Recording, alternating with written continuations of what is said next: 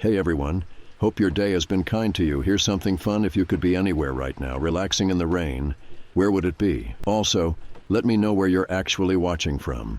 It's always so cool to see our community come together from across the world. Before you settle in, please like and subscribe so we can continue this peaceful journey. Now put your device aside, close your eyes, and let go.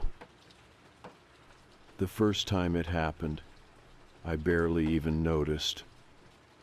I was half asleep when the knocking woke me. 3 short, soft taps at my front door. Not loud, not urgent, just deliberate. I stirred, groggy and disoriented, glancing at the red glow of my alarm clock. 3 a.m. I frowned, listening. Maybe I imagined it. I pulled the blanket tighter around me, letting my eyes close again. 3 more knocks. Clear this time, gentle but firm. I sat up. My apartment was silent, except for the faint hum of the fridge in the kitchen. I lived alone, 2nd floor, no roommates, no visitors. No reason for someone to be at my door in the middle of the night. My first thought was that it might be a neighbor. Maybe something happened. Maybe they needed help. I pushed the covers off and swung my legs over the side of the bed.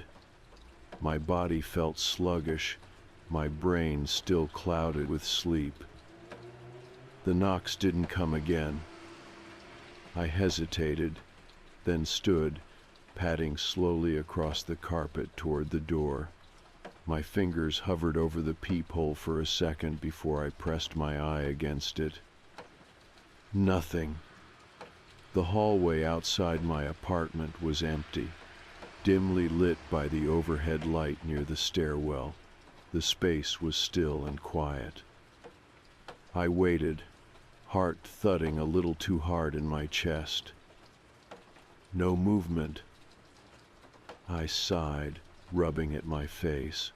Maybe I'd imagined it. Maybe it had been a dream, one of those weird ones that feels too real. I went back to bed. By the time my alarm went off the next morning, I had already convinced myself that I hadn't heard knocking, that it was just a mix of sleep deprivation and my overactive brain. I didn't think about it again. Until it happened the next night. 3 knocks. I sat up instantly, wide awake. I looked at my clock. 3 a.m. A cold ripple went through me. I held still, my breath caught in my throat. I waited for it to happen again. It did. 3 more knocks, same rhythm, same volume. I swallowed hard. I didn't move this time. I just listened, straining for any sound that might explain it. Footsteps, shuffling, whispering. There was nothing. I hesitated, then grabbed my phone off my nightstand. My fingers hovered over the call button. But who was I going to call? The police. And say what? Someone knocked on my door and left. That wasn't a crime. It wasn't even all that weird. Maybe it was some drunk guy who got the wrong apartment. That had to be it. I wasn't going to be the idiot who called the cops over knocking. I waited a little longer, but when the knocking didn't come again, I forced myself to lie back down. I told myself I wouldn't check the peephole, but I did. And like before, there was nothing there. For the next week, it kept happening. Always at 3 in the morning. Always 3 knocks. Always no one there. At first, I tried to explain it. Maybe it was pipes in the walls. Maybe it was a neighbor coming home late. and their door just sounded like mine. Maybe I had some weird sleep disorder where I was dreaming the noise every night. But every single night, at the exact same time? Number. I started dreading it. I'd go to bed knowing I was going to wake up at 3, knowing I was going to hear the knocks, knowing that no matter how fast I checked, I'd never see who was knocking. I told myself I'd ignore it, just let it happen, stop feeding into it. But it was impossible not to listen for it. After 2 weeks, I was exhausted. I hadn't had a full night's sleep since it started. I felt paranoid, jittery, not like myself. That was when I decided I needed to see who was doing it. Not from the peephole. That had failed me every time. No, I needed a better angle. So the next night I set an alarm for 2:55. I woke up, blinking against the dim glow of my clock. My body ached from how little sleep I'd gotten. I got up quietly and moved to my window, the one that overlooked the front of the building. From there, I had a full view of the walkway leading up to the entrance. I stayed out of sight, only peeking out through the edge of the curtain. I watched.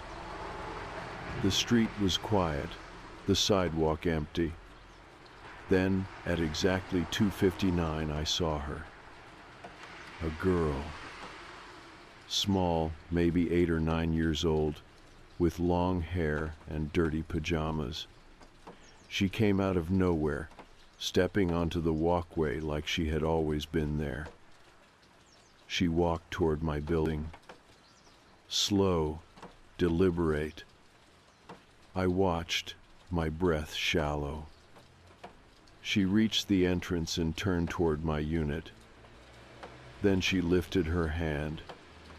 Knock, knock, knock. My chest tightened.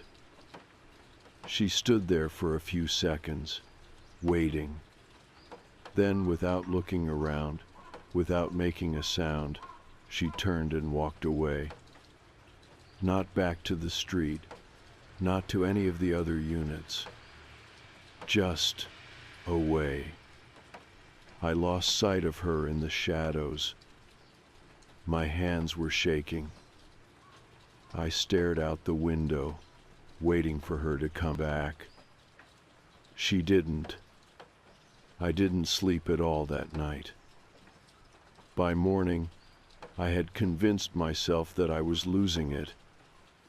Sleep deprivation, stress, a prank from some kid who lived in the building. It had to be one of those things.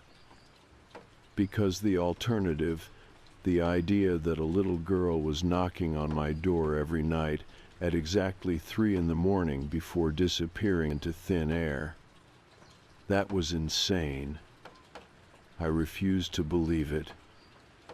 But I couldn't ignore it anymore either. That night, I made a decision.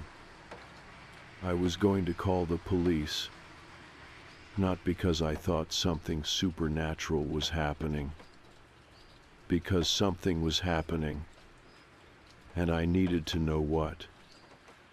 I stared at my phone, debating whether or not to call. What was I even going to say? Hi, there's a little girl knocking on my door at 3 in the morning, and I don't know who she is. That didn't sound urgent. It barely even sounded like a problem. And yet, the way she had walked up my driveway, slow, deliberate, without hesitation, made my skin crawl. She hadn't looked lost. She hadn't looked confused. She had known exactly where she was going. I gritted my teeth and tapped the screen. 911. A dispatcher picked up after 2 rings. 911, what's your emergency? I took a breath. Hi, this isn't exactly an emergency, but something weird has been happening at my apartment. I keep getting knocks at my door at 3 in the morning, every night. There was a slight pause. Do you see anyone outside right now? I glanced at the window. The street was empty. The girl was gone. No, I admitted, but I saw who did it tonight. A little girl, maybe 8 or 9 years old. She knocked 3 times and then walked away. She didn't go into any of the other units. Just left. Another pause. You're saying a child is outside alone at 3 in the morning? Yeah, I hesitated. I think so. I mean, I don't know where she went. She just disappeared down the street. Did you try speaking to her? Number first, I stopped. How was I supposed to explain that I had been too freaked out to move, that something about her felt off? Okay, the dispatcher said. I'm sending an officer to your address to check the area. Can I get your full name? I gave it to her. All right, she continued. An officer should be there shortly. Do you want them to knock when they arrive? My stomach twisted at the word knock. Yeah, that's fine. Okay, stay inside and don't open the door unless you verify it's them. We hung up and I sat there, my hands still gripping my phone. Was I overreacting? It was just a kid. But why every night? I rubbed my temples waiting for the police. 15 minutes later, a firm, authoritative knock echoed through my apartment. I jumped, my pulse skyrocketing before I remembered that I had just called them. I took a deep breath, checked the peephole, and opened the door. A uniformed officer stood outside, a flashlight in one hand. He was tall, mid-40s, with graying hair and a sharp, assessing gaze. His badge read Officer Grant. You're the one who called about the knocking, he asked. Yeah. He nodded, glancing down the walkway. We took a look around, didn't see anyone. My stomach sank. She left before I called. She? The girl, the one who knocks. Officer Grant gave me a long look. You said this has been happening for a while. I folded my arms. Yeah, every night, same time, same knocking pattern. I kept telling myself it was nothing, but after seeing her, I exhaled. I don't know. Something feels wrong about it. He nodded slowly, like he was filing the information away. Did you notice if she was wearing shoes? That caught me off guard. What? Her feet, he said. If a kid is wandering around outside alone at night, shoes can tell us a lot. If she's barefoot, maybe she ran away. If she's wearing sneakers, maybe she just snuck out. I blinked, replaying the image in my head. She had been wearing pajamas, dirty ones, but her feet. I realized I didn't remember. My throat tightened. I didn't see. I was watching from my window, and it was dark. Grant didn't react, just nodded. Do you have cameras? A doorbell cam? Number. He took out a small notepad. You said she knocks 3 times. Then what? I shifted uncomfortably. Then she just stands there, like she's waiting for something, and after a few seconds, she turns around and walks away. He jotted something down. Does she ever look around? Check other doors? Number. Has she ever tried the doorknob? That made me go cold. No, I said quickly. She just knocks and leaves. Another nod. You said she never goes into another unit, just walks off. Did you see which direction she went? I thought about it. Down the street, I said finally. But she kind of just vanished. Grant looked up from his notepad. Vanished? I flushed. I lost sight of her. It was dark. I don't know where she went. He didn't say anything right away. Then, we'll do another pass around the block, see if we spot any kids matching your description. I nodded, relieved. Thanks. Keep your door locked, he said. And if it happens again, call us right away. He turned and walked back toward his patrol car. I stood in the doorway, watching as they pulled away. I felt better, a little. At least now someone else knew about it. But that night, when I went to bed, I couldn't stop thinking about his questions. Had she been barefoot? Had she ever checked the doorknob? And more than anything else, why had she picked my door? I didn't sleep much. And at exactly 3 o'clock, the knocking came again. I sat up instantly, my pulse hammering. I knew the police had just been here. I knew they had checked the whole street. And yet, somehow, she was back. I clenched my jaw and forced myself out of bed. I needed to see her again, this time up close. Heart pounding, I crept toward the front door, staying silent. I pressed my eye against the peephole, and my stomach dropped. She was there, standing directly in front of my door, not moving, not knocking anymore, just standing there. But it wasn't just that. It was her face. Her expression wasn't blank or lost or even expectant.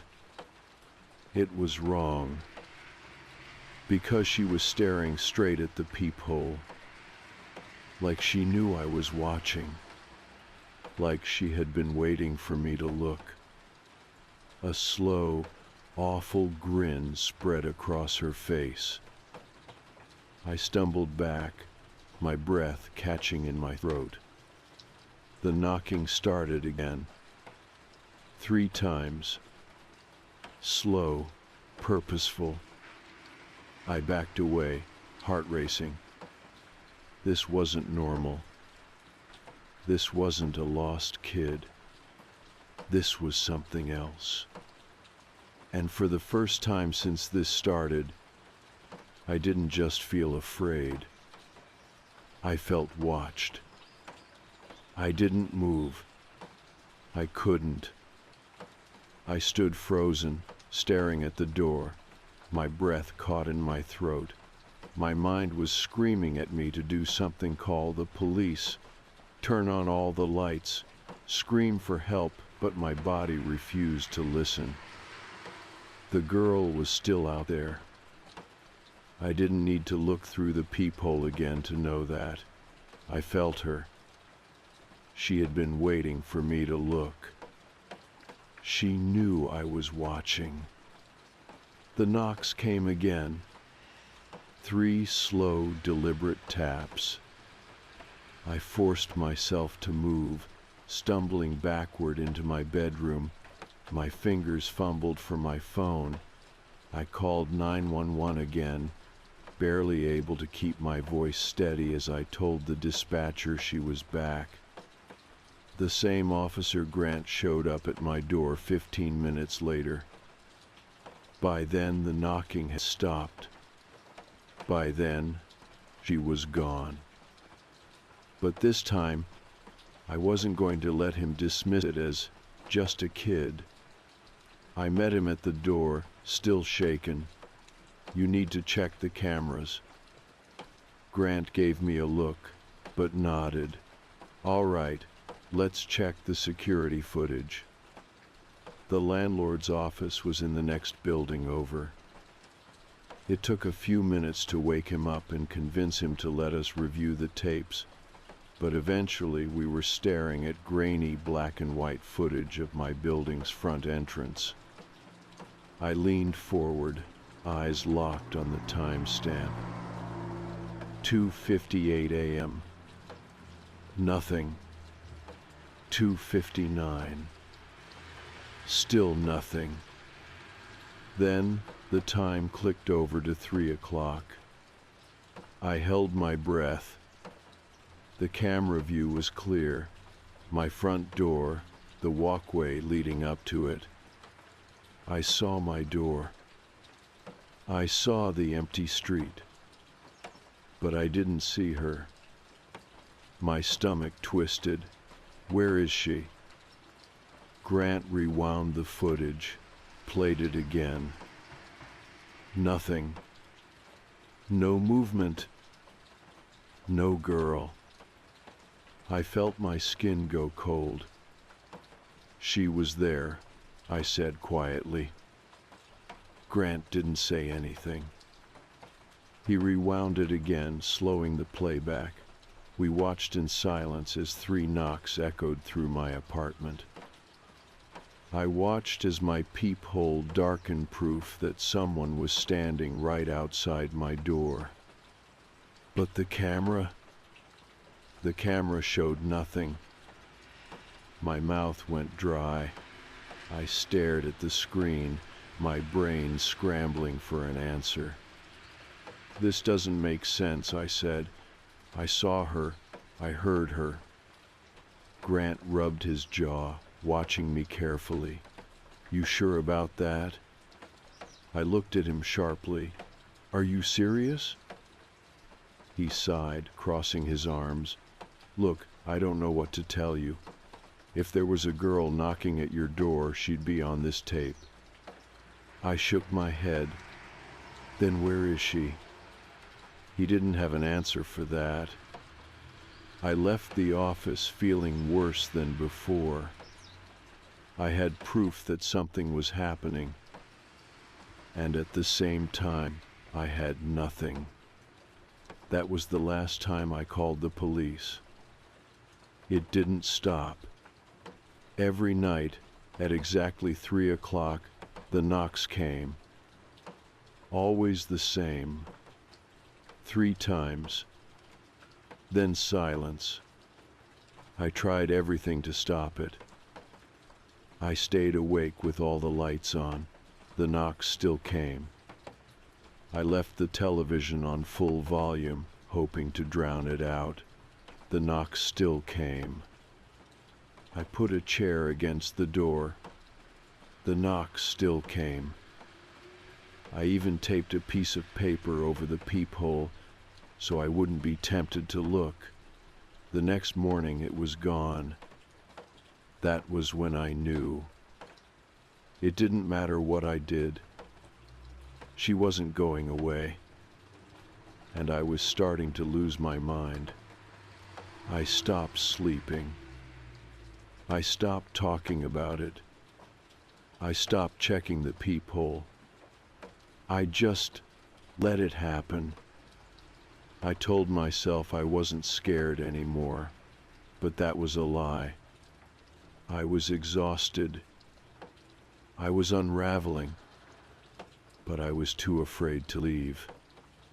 Because something deep in my gut told me that even if I moved, even if I changed cities, she would find me. I knew, without a doubt, that this wasn't just some girl. It wasn't a prank. It wasn't a stalker. It wasn't human. And that terrified me more than anything else. The last night I ever saw her, I did something different. I spoke to her. The knocks came right on time. 3 a.m. I sat up, staring at the door. And then, for the first time, I spoke. "Who are you?" Silence. I swallowed hard. My hands were clammy, my chest tight. "What do you want?"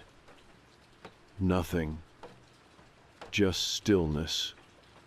I exhaled, pressing my palms against my knees. My head was spinning, my body aching from weeks of sleep deprivation. Then, a whisper.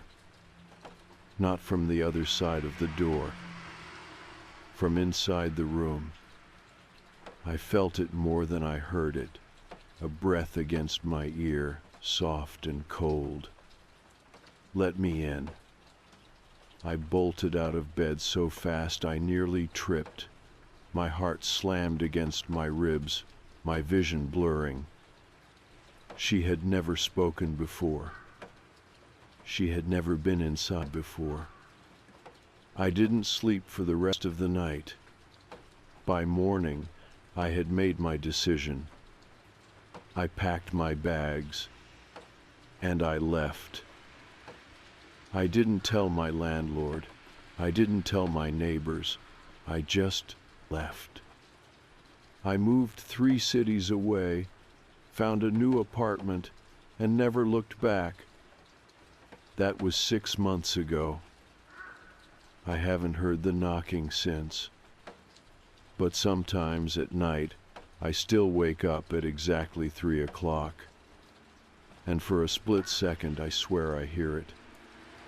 3 soft taps. Like she's reminding me. Like she's waiting. I don't know what happened to me. I don't believe in ghosts. At least I didn't. But I have no other explanation. So if you ever hear knocking at your door at exactly 3 a.m., don't answer it. Don't look. And whatever you do, don't let her in. I wouldn't have noticed them if they hadn't liked every single one of my posts. It started like any other notification. I was in bed, scrolling through Instagram before going to sleep, mindlessly double-tapping pictures of dogs and vacation spots I'd never afford. Then, a little red heart popped up at the bottom of my screen. "At Ever Watching followed you." Weird username, but whatever. Probably a bot. I almost ignored it, but then more notifications flooded in. "At Ever Watching liked your post." "At Ever Watching liked your post." "At Ever Watching liked your post." It kept going, every post. Not just the recent ones. They were liking everything. Old selfies, food pictures from 5 years ago, random sunsets, even cringy posts from when I first made my account in college. I sat up, suddenly uneasy. No one did that. Even the most obsessive followers only liked a handful of photos before moving on. This was different. I clicked on their profile. No posts, no profile picture, no bio. Just one thing. Following one. Me. A slow, uneasy chill crawled up my spine. I locked my phone and tossed it onto the nightstand. It was just some weirdo with too much time on their hands. Not a big deal. But as I lay there, trying to sleep, my brain kept going back to it. Why me? The next morning, I checked my phone. My stomach dropped. My notifications were full again, But this time it wasn't just likes. At Ever Watching posted a new photo. I hesitated before clicking on it. The image loaded. My heart stuttered. It was a picture of me. Not a new one, not something I'd posted recently. It was an old family vacation photo from when I was maybe 10 years old. I was standing on a beach wearing a bright yellow swimsuit, grinning with a gap-toothed smile. I had never posted this picture. I had never even scanned this picture. My hands went cold as I stared at the screen. No caption, no comments, just me. I clicked back to their profile. The post count had gone from 0 to 1 overnight. I felt sick. I clicked the 3 dots in the corner and hit block. A little pop-up appeared. User not found. I blinked. What? I went back to my followers list, but they weren't there anymore. Their profile had vanished. I stared at my phone, my heart pounding. What the hell had just happened? Had they deleted their account? It didn't make sense. Maybe I was overreacting. Maybe it was some weird glitch. But as I got ready for work, the uneasy feeling in my stomach didn't go away. By lunchtime, I had almost convinced myself I imagined it. Then, another notification popped up. At Ever Watching followed you. I stopped cold. I clicked their profile. No posts, no profile picture, no bio. Just one person followed. Me. I locked my phone, my pulse racing.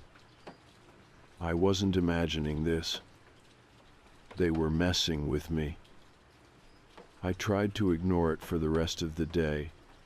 I told myself I didn't care, that it was just some troll. But when I got home that night, another notification came through. At Ever Watching posted a new photo. I stared at it for a long time before opening it. It was another picture of me, this time from my high school graduation. I was standing with my parents, holding my diploma, wearing a cheap navy blue cap and gown. I had never posted this picture either. My breath hitched. Someone had access to my personal photos. My mind scrambled for an explanation. My social media was private. My old Facebook had been wiped years ago. My parents weren't even on Instagram. How the hell were they getting these? My hands trembled as I hit block again. User not found. I closed the app and opened my camera roll. The picture wasn't there. That didn't make sense. It should have been in one of my old albums. But it wasn't.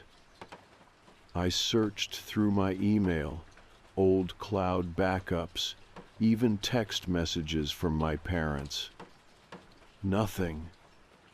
I had no digital copy of that picture anywhere. So where had they gotten it? My stomach twisted as a horrible thought crossed my mind. Had they been inside my house? I forced a laugh at my own paranoia. Number that was ridiculous. They were probably just someone from my pasta high school classmate, an old acquaintance, someone who had access to my family's old photos. It had to be that. It had to be. But still, I checked my door lock twice before going to bed. That night, I dreamt about scrolling. Endless scrolling through pictures of myself. Some I recognized, Others I had no memory of. And at the bottom of the feed, one last image. A picture of me sleeping. I woke up gasping, drenched in sweat. My phone buzzed on the nightstand. I grabbed it, my hands shaking. A new notification. At Ever Watching posted a new photo. My blood turned to ice. I didn't want to open it. I had to open it. The image loaded. I stopped breathing. It was a picture of me, taken from outside my bedroom window. I was asleep, curled up in bed, the soft glow of my bedside lamp barely illuminating my face. The angle was too perfect, like someone had been standing in my backyard. My vision blurred, my heartbeat thundered in my ears. I shot out of bed and ran to the window. My breath came in ragged gasps as I yanked open the curtain. Darkness. The street was quiet, the backyard empty. But I felt it. I felt someone watching me. My phone buzzed again. I turned, my stomach lurching. Another notification. At Ever Watching is typing. I dropped my phone. I didn't want to see what they were about to say. I just wanted them to be gone. I stared at my phone, my pulse pounding so hard it hurt. At Ever Watching is typing. I couldn't breathe. I couldn't move. My fingers hovered over the screen, my whole body locked up, waiting for whatever message was coming. Then, just like that, it stopped. No message. No notification. Nothing. I waited, gripping the phone so tight my knuckles ached. The screen stayed blank. I felt a cold, crawling sensation spread through my chest. Had they changed their mind? Had they realized I was watching? I turned back toward the window, heart hammering. The backyard was still empty. The street was still quiet. But I felt it. I wasn't alone. I backed away, yanking the curtain shut so hard, the fabric bunched up. My breathing was uneven, my hands shaking as I opened the Instagram app. User not found. They were gone. Again. I let out a shaky breath, my head spinning.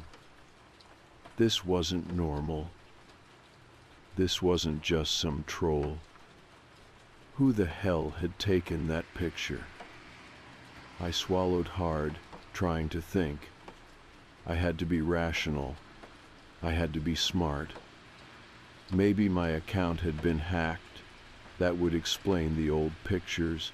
Maybe someone had gotten into an old email account, found my private photos, and was messing with me. But that still didn't explain the picture of me sleeping. I needed proof. I opened my settings and checked my account security. No new logins, no suspicious activity. Then I opened my camera roll.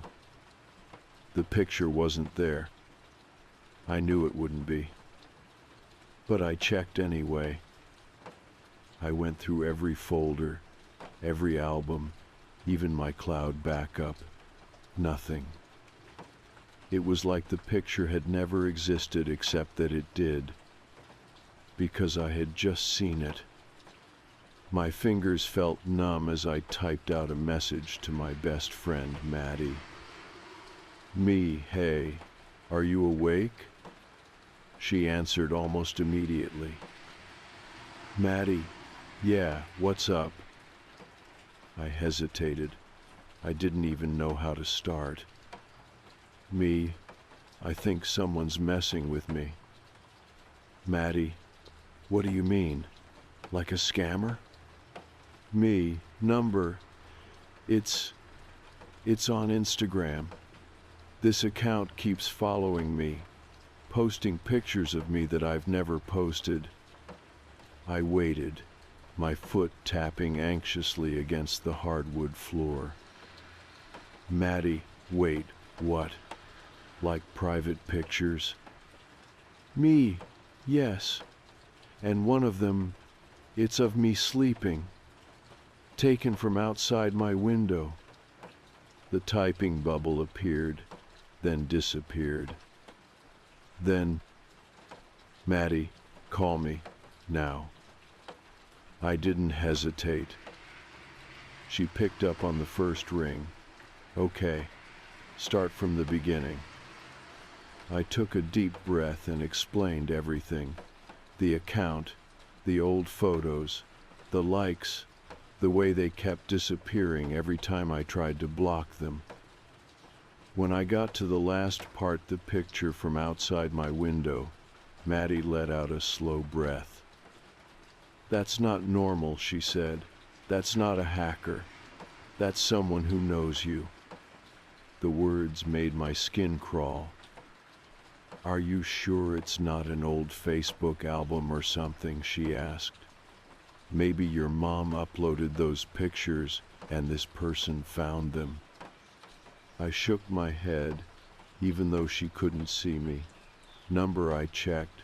Those pictures aren't online anywhere, and even if they were, it doesn't explain the last one. Maddie was quiet for a moment. Okay, she said finally. You need to call the cops. I let out a dry laugh. And tell them what? That an Instagram account is following me? Tell them someone took a picture of you sleeping, she snapped. That's stalking, that's serious. I ran a hand through my hair, pacing the room. Okay, I said, I'll call them. Promise me. I promise. But when we hung up, I just stood there, staring at my phone. Something inside me was screaming that this was bigger than just a stalker, and I wasn't sure if I wanted to know the truth. I didn't sleep. I kept my phone in my hand, staring at the screen, waiting for another notification, but nothing came. No new follows, no messages. At 4 a.m, I finally gave up and got into bed, keeping the lamp on. I lay there for a long time, my eyes burning from exhaustion. Every time I closed them, I saw that picture.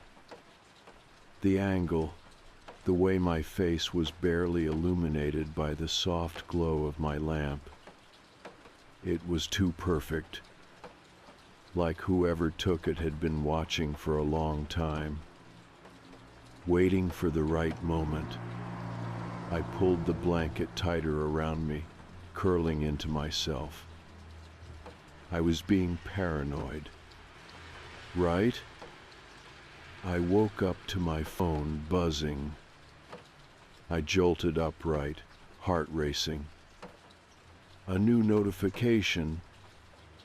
At Ever Watching posted a new photo. My hands trembled as I clicked it. The picture loaded. It was of my front door. The time stamp, 3 o'clock in the morning. I clamped a hand over my mouth, bile rising in my throat. I grabbed my phone and called Maddie. She picked up instantly. What happened? I couldn't even speak at first.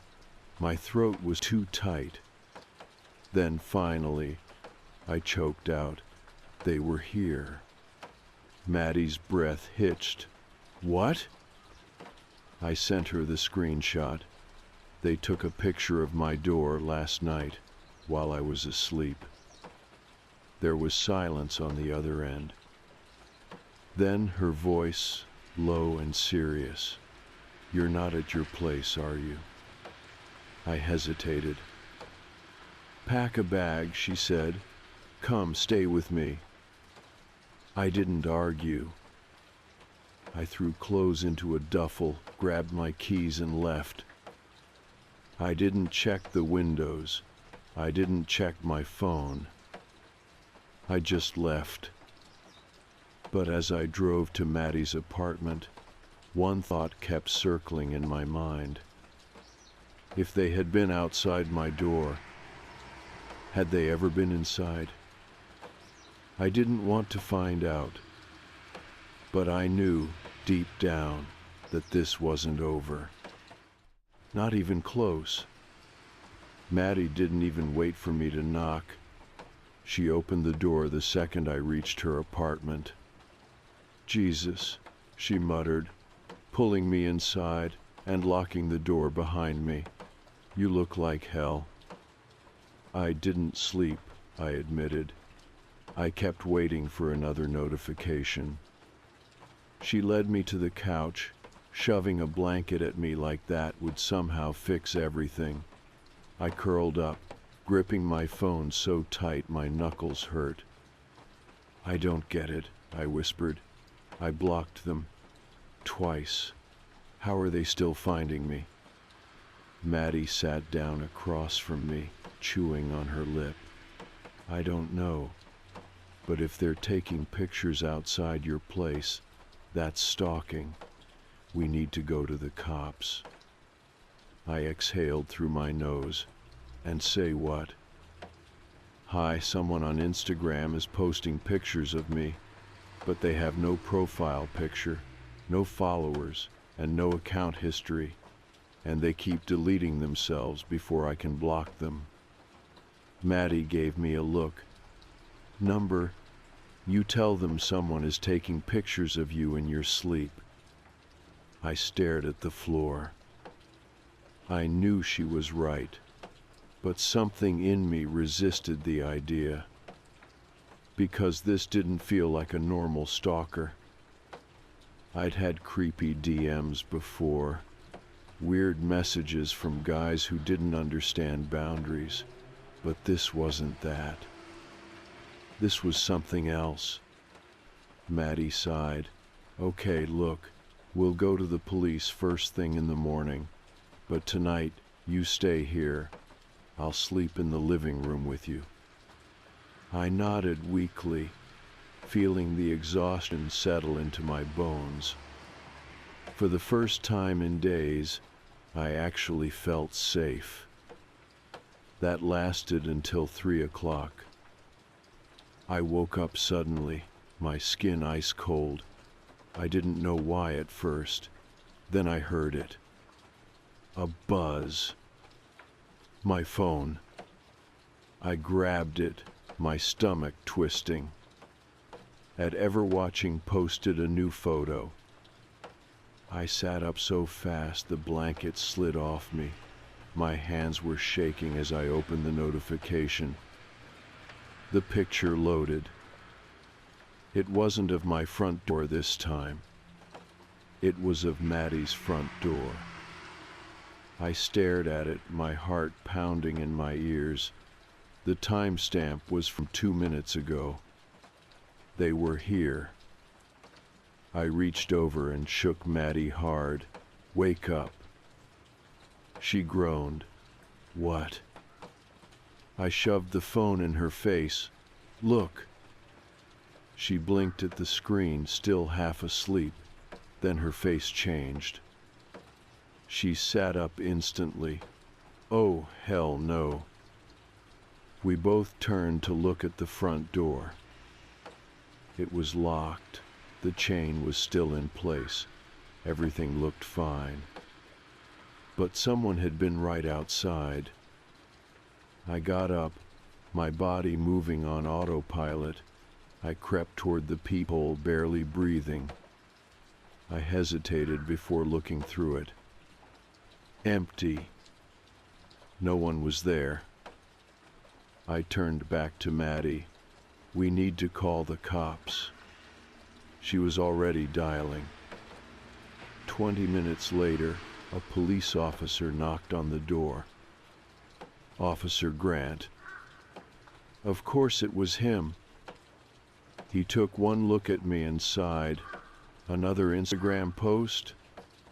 I nodded, shoving my phone at him. He scrolled through the pictures, his brow furrowing. This isn't a prank, I said before he could speak. They're following me. He glanced at Maddie's front door, then back at me. And you're sure you don't recognize the username? I clenched my jaw. Number, and I know what you're going to say it. It's probably someone from your past, but I checked. There's no trace of these photos anywhere online. Not on old accounts, not on Facebook, not even in my family's emails. He didn't look convinced. I exhaled, trying to steady myself. Can you check the security cameras in the building? Grant glanced at Maddie, then nodded. Yeah, let me talk to your landlord. We waited, barely speaking. My foot tapped anxiously against the carpet, my stomach twisting itself in knots. Maddie sat next to me, arms crossed. If the footage doesn't show anyone, I'm going to lose my mind. I didn't respond, because deep down I already knew what we were going to see. 30 minutes later, Grant was back. His expression told me everything. I swallowed hard. No one was there. He shook his head. I watched the footage from the last 2 hours. No one approached your door. No one stood outside your apartment. Maddie cursed under her breath. I felt lightheaded. That's not possible. The post went up at 2:58. They had to be there. Grant exhaled through his nose. Look, I'm not saying you're making this up, but if someone was standing at the door, we'd see them on the camera. I shook my head, then explained how they got that picture. He didn't have an answer. Maddie stood up, running a hand through her hair. Okay, so what now? You're telling me a person wasn't here, but a picture was taken? Grant rubbed his jaw, his frustration barely hidden. I don't know. Maybe someone doctored it. Maybe it's an old photo, and they're messing with the timestamps. I let out a sharp, humorless laugh. They posted a picture of me sleeping. When did they doctor that? Silence. Grant sighed. I'll file a report, but unless we have actual evidence of a crime, there's not much else we can do. Maddie threw her hands up. So what? She's just supposed to live like this. I tuned them out. Something about this felt wrong. Not just the posts, not just the photos. The way the police kept finding nothing. The way the account kept deleting itself before I could block it. The way no one ever saw them. I rubbed my arms, trying to shake the cold feeling that had settled deep in my bones. Grant handed me a card. Call if anything escalates. I didn't even take it, because I knew, deep down, that it wasn't going to help. This wasn't just a stalker. This wasn't just some hacker messing with me. This was something else. And I didn't think the cops could stop it. That night, Maddie forced me to stay at her place again. She set up a makeshift bed on the couch, double-checked the locks, and sat up with me until exhaustion finally won. I didn't dream. I didn't wake up gasping for air. I just woke up. And the first thing I saw was my phone screen. lit up, waiting. A new notification. At Ever Watching posted a new photo. I grabbed it, already feeling sick. The picture loaded. It was a screenshot. A screenshot of me and Maddie, sitting on the couch, from inside the apartment. I dropped the phone. My stomach flipped. My hands went numb. Maddie picked it up, her face draining of color. She turned, looking around the apartment like she expected someone to be standing there. "Check the front door," she whispered. I didn't move. I already knew no one was there, because they didn't need to come inside. They were already watching. I didn't move. I couldn't. Maddie was still holding my phone, staring at the screen like she was expecting the picture to change, like it would suddenly make sense if she just looked at it long enough. But it wouldn't. Because the photo was real. Because someone had taken it. And we hadn't heard a single sound. The only thing I could hear now was my own breathing, shallow and uneven. Maddie finally tore her eyes away from the phone and looked at me. "This isn't possible," she whispered. I wanted to laugh, but the sound got caught in my throat. I wanted to say, "I know." Instead, I just sat there, staring at the walls, at the door, at the windows. They were locked. Everything was locked. So how? I forced myself to move. My hands were shaking as I took my phone back and scrolled through the post again. No caption, no comments, just us, sitting in the exact spots we were still in. I checked the timestamp. 3:00 a.m. Of course. Maddie swallowed. "We need to leave. Right now." I didn't argue. I grabbed my keys and my bag with the few things I had packed, and we were out the door in less than 2 minutes. We barely spoke as we got into her car, the doors slamming shut in sync. It wasn't until we pulled out onto the street that I let myself breathe again.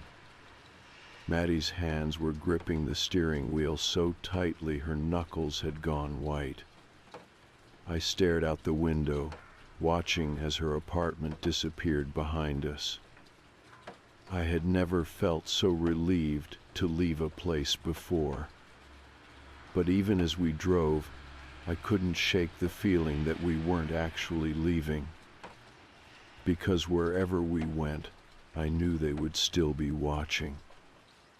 Maddie pulled into an all-night diner on the other side of town. She didn't even ask if I was hungry. She just parked, shut off the engine, and turned to me. "Okay," she said. "We need to figure this out." I just nodded. I didn't even know where to start. Maddie ran a hand through her hair, exhaling hard. "So let's go over what we know. This account, whoever they are, has access to pictures of you that shouldn't exist online." "Right. And they're able to take new pictures without ever being seen." "Yeah." She hesitated. "And now they're inside." The word "inside" made my stomach flip. I rubbed my arms, trying to stop the shivering. The diner was warm, but I couldn't shake the cold feeling. Maddie pulled out her phone and started scrolling. "There has to be something we can do. Maybe track the IP address, or..." I already knew where this was going. "It won't work," I said. She frowned. "You don't know that." I do, I said quietly, because this isn't normal. Maddie stared at me. For a second, I thought she was going to argue, but then she just sighed and put her phone down. I don't think either of us wanted to say it. That this wasn't just some stalker. That this wasn't just someone messing with me. That this was something else. I exhaled shakily. If we can't stop them, then what do we do? Maddie leaned back against the booth, staring at the ceiling like the answer was written up there. I don't know, she admitted, but we have to do something. I nodded, because I knew one thing for sure. I couldn't keep living like this. We stayed at the diner until sunrise. Neither of us wanted to go back to her apartment. Instead, we booked a cheap hotel room across town, one of those places with dim yellow lighting and sheets that smelled like they had been washed too many times. It didn't feel safe, but at least it wasn't home. Maddie passed out almost immediately, curled up under the thin blankets, her breathing deep and steady. I lay awake, staring at the ceiling. My phone sat on the nightstand. I was too afraid to touch it, too afraid to check. I kept waiting for the buzz, for another notification, but it never came. I should have felt relieved. Instead, I felt watched. I must have dozed off at some point, because the next thing I knew, Maddie was shaking me awake. "Check your phone," she said. My heart dropped. I grabbed it with numb fingers, my breath catching in my throat. One new notification. At Ever Watching posted a new photo. I clicked it, and the world tilted. It was a picture of us, in the hotel room, taken from the foot of the bed.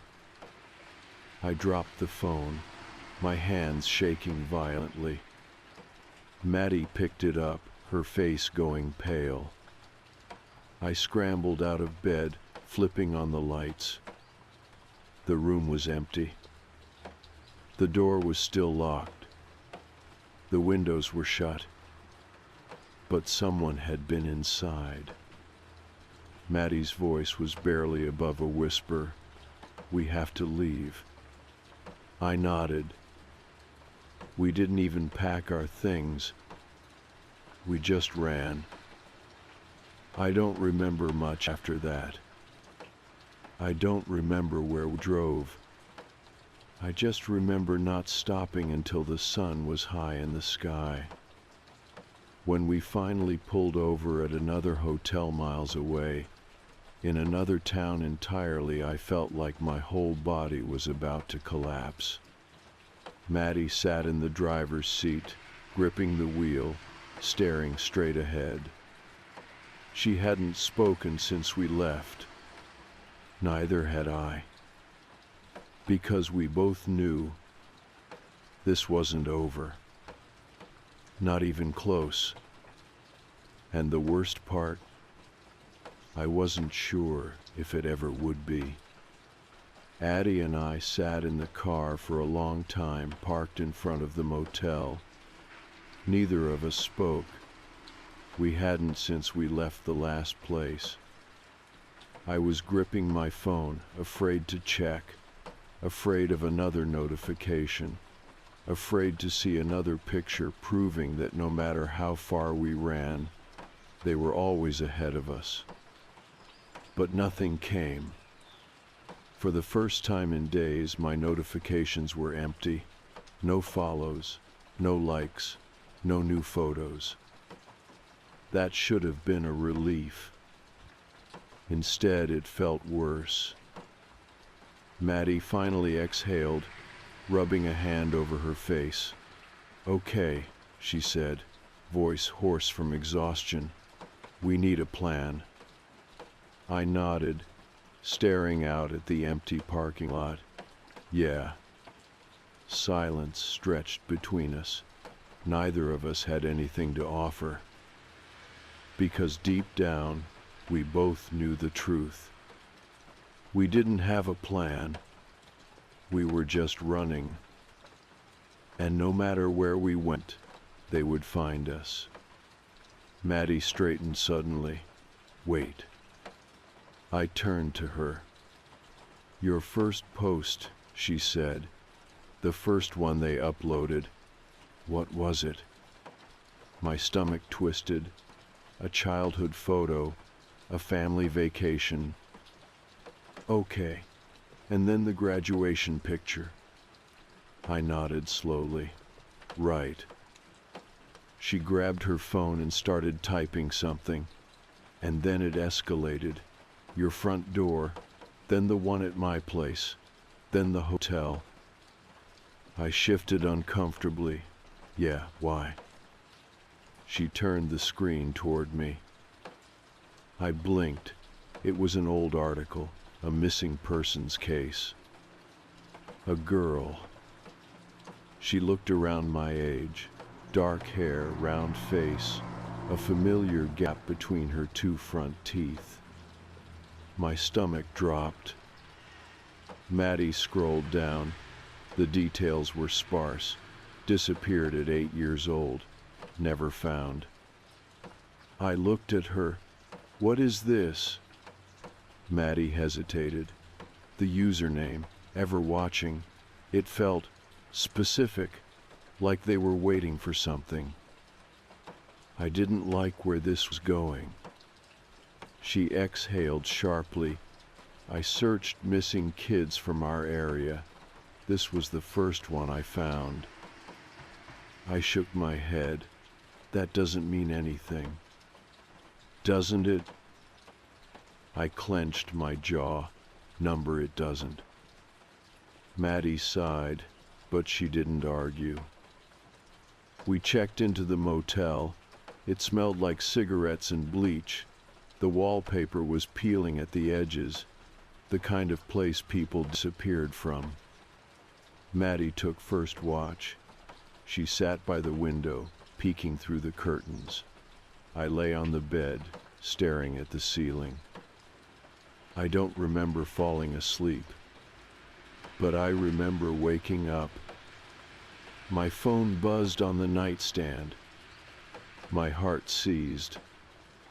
I grabbed it, hands cold and numb. One notification. At Ever Watching posted a new photo. I didn't want to open it. I had to open it. The picture loaded. It wasn't of a door. It wasn't of a window. It was of a mirror. A bathroom mirror. And in the reflection, I saw myself, standing behind me, in the dark, watching. I screamed. Maddie jolted awake, knocking over the chair. "What? What happened?" I couldn't breathe. My body felt frozen, like if I turned around, I'd see her. The version of me from the photo. I shoved the phone at Maddie. Her face drained of color. She bolted up, ran to the bathroom, and ripped open the door. Empty. Nothing. Just a tiny, cracked mirror above the sink. I shook violently, gripping the bedspread. "This isn't real," I whispered. Maddie turned to me, eyes wide. She didn't say anything, because she didn't have to. We both knew. This was real, and I didn't know how to stop it. By morning, we were done. We left the motel without looking back.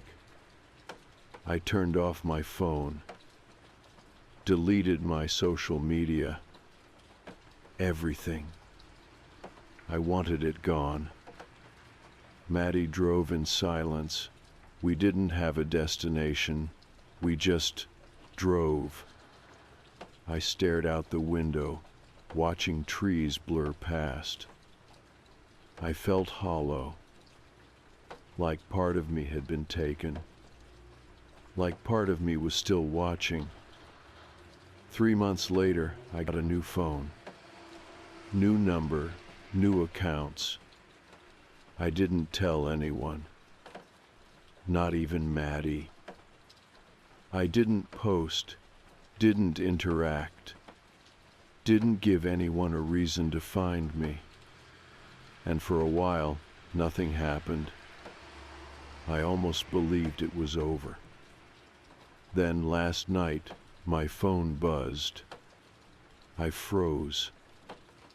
My heart stopped. A new notification. A friend request. From a username I didn't recognize. But I knew who it was. I didn't check. I didn't look. I just stared at my reflection in the black screen of my phone. Because deep down, I already knew what I would see. I knew it wasn't over. Because she was still there. Still watching. Waiting for me to let her in.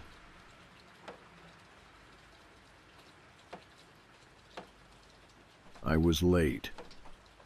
It wasn't anything major, just a last-minute email from my boss that took longer than expected. Still, by the time I shut down my computer and grabbed my bag, my usual 6:15 train had already left. I sighed and made my way to the platform, pulling my coat tighter around me. The station was quieter than usual, a little eerie with fewer people lingering under the harsh fluorescent lights. It wasn't a big deal, just a later train. The 6:45 pulled in, brakes screeching, and I stepped inside, finding a window seat in the middle of the car. The train smelled like metal and old upholstery, and the usual flickering light overhead did nothing to help my headache. I pulled out my phone, scrolling mindlessly through emails and social media, barely paying attention to the handful of passengers around me. That was when I felt someone sit down next to me. Not across, not diagonally right next to me. I stiffened. The train was half empty, yet this person had chosen the seat directly beside mine. I turned slightly, just enough to glance at them without being obvious. A man, mid-40s maybe, with neatly combed brown hair and a clean-shaven face. He looked normal, like the kind of guy you'd see at a PTA meeting or working in an office downtown. I was about to slide my bag between us as a barrier when he spoke. I was wondering why you weren't on the 6:15 today. The words hit me like ice water. My fingers clenched around my phone. I turned my head fully, staring at him now. His face held a polite, almost friendly smile, like we were old acquaintances catching up. I had never seen him before in my life. "Excuse me," I said carefully. He tilted his head, like I was the one being weird. "You usually take the 6:15, but you weren't there today." A prickle of unease crawled up my spine. Most people don't even notice the other passengers on their commute, let alone memorize someone's schedule. I forced out a small, uncomfortable laugh. "I think you have me mixed up with someone else." His smile didn't fade. "No, I don't think so." My stomach twisted. I turned back to my phone, pretending to type something, but my mind was racing. Who was this guy? Maybe he just took the same train as me regularly and recognized me from that. That would be normal. But why would he know my exact train? I glanced up at the reflection in the window, trying to see him without turning my head. He was still looking at me. I needed to get off at the next stop. The train rattled along, the lights overhead buzzing faintly. I focused on my breathing, trying to ignore the way my hands were shaking. The next stop was only 2 minutes away. I could get off, wait for the next train, and lose him in the crowd. Just as I convinced myself to move, he spoke again. "You usually sit 2 rows ahead," he said, "by the window, near the exit." My blood ran cold. I felt my pulse in my throat, pounding so hard I thought I might be sick. He wasn't just on the same train as me, he had been watching me. Every detail, every habit. I swallowed hard and forced a smile, gripping my bag. Well, I guess I'm a creature of habit. I stood up, maybe too fast, maybe too obvious, but I didn't care anymore. The train was slowing down for the next stop, and I moved toward the doors, heart hammering. I could feel his eyes on me. I didn't turn around. The second the doors slid open, I stepped out onto the platform, nearly colliding with an older woman as I rushed forward. Just keep walking, just blend into the crowd. The train doors beeped, signaling they were about to close. I chanced a glance over my shoulder. The man was still in his seat, still smiling. The doors shut. The train pulled away. I exhaled, shaking from head to toe. Maybe that was it. Maybe he was just some harmless weirdo with bad social skills. But as I walked toward the station exit, one thought gnawed at the back of my mind. How long had he been watching me? I walked out of the station quickly, keeping my head down, trying to shake the uneasy feeling crawling up my back. The air outside was crisp, but my skin was clammy, my thoughts racing too fast to make sense of. That man on the train. I kept replaying what he said, the way he said it. He hadn't seemed threatening, not in the obvious way. His voice was calm, casual, like we were old co-workers or distant acquaintances. But we weren't. I didn't know him. And yet, he knew me.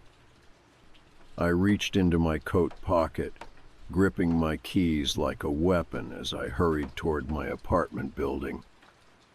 This was fine, it was nothing. Maybe I was just being paranoid. Maybe I was overthinking it. I lived in the city. People notice things sometimes. Maybe I had just gotten so used to my routine that someone else picked up on it too. That didn't explain why he knew exactly where I usually sat. I reached my apartment complex and let myself inside, locking the door behind me. I exhaled, forcing myself to loosen my grip on my keys. My hands were shaking. I didn't want to think about it anymore. I kicked off my shoes and tossed my bag on the couch. My apartment was small but comfortable, 1 bedroom, decent kitchen, 2nd floor unit in a quiet building. I used to love coming home. It was my safe place. Tonight, it didn't feel that way. I kept the lights on as I moved through the space, checking the lock on my windows even though they'd been shut all day. I told myself it was just nerves, that nothing was actually wrong. Still, when I got to my bedroom, I pulled the curtains shut tight. I showered, brushed my teeth, went through my usual routine. But the whole time I felt off, that lingering sense that something wasn't right. I grabbed my phone and hesitated before opening my texts. Me, hey, have you ever noticed a guy on my train, mid-40s, brown hair, kind of office-looking? I sent it to Leah, one of my co-workers who took the same train a few times a week. If anyone had seen him before, it would be her. She answered almost immediately. Leah, nope. Why? I stared at the screen. Me, some guy on the train today knew my schedule, said he noticed I wasn't on the 6:15. The typing bubble appeared, then disappeared. Then, Leah, that's creepy as hell. Who was he? Me, no idea. I've never seen him before. Another pause. Leah, I don't like that. Neither did I. I tossed my phone on the nightstand, trying to push the conversation out of my mind. Maybe I just needed sleep. I got into bed, pulling the covers tight around me. The room was dark, the only light coming from the faint glow of my alarm clock. I closed my eyes and forced myself to breathe deeply. It was fine. Just a weird guy. Just a weird conversation. I was fine. I must have dozed off because the next time I opened my eyes, my room was completely still. The clock on my nightstand read 3:12 a.m. I turned over, pulling the blanket higher, but something felt wrong. I wasn't sure why at first. Then I noticed it. A faint glow. Not from my alarm clock. From my phone. The screen was on. My stomach tightened as I slowly reached for it. Had I left something open? Maybe an app? Maybe I got a notification? I picked it up. The screen was unlocked, and a message thread was open. My message thread. The one with Leah. I sat up fast, my heart hammering. I hadn't opened it. I knew I hadn't. My last message was still there, the one about the man on the train, but now there was another message beneath it. A new one. One I didn't send. A single word. Why? My breath caught in my throat. I stared at the message, my entire body locking up. I didn't send that. I did not send that. My hands felt cold as I checked the time. The message had been sent at 3:07 a.m. 5 minutes ago. I looked around my dark room, my ears straining for any sound. I was alone. I knew I was alone. The door was locked. So how had my phone been used? A wave of nausea rolled through me as I checked my settings. Last unlocked, 3:07 a.m. I set the phone down on my nightstand, my breathing uneven. I needed to think. I needed to be rational. Maybe my phone glitched. Maybe it auto-corrected and sent something by accident. But I knew that wasn't true. I hadn't touched my phone. I was asleep. I sat frozen, listening to the silence in my apartment. And then I heard it. A soft creak. Not from inside my room. From the hallway. Right outside my bedroom door. I held my breath. The sound was soft, barely there, but I knew I hadn't imagined it. The hallway floor creaked only when someone stepped on the loose board near the bathroom. Someone was out there. My phone was still in my hand, my fingers numb from how tightly I was gripping it. I moved my thumb slowly, carefully, switching to the dial pad.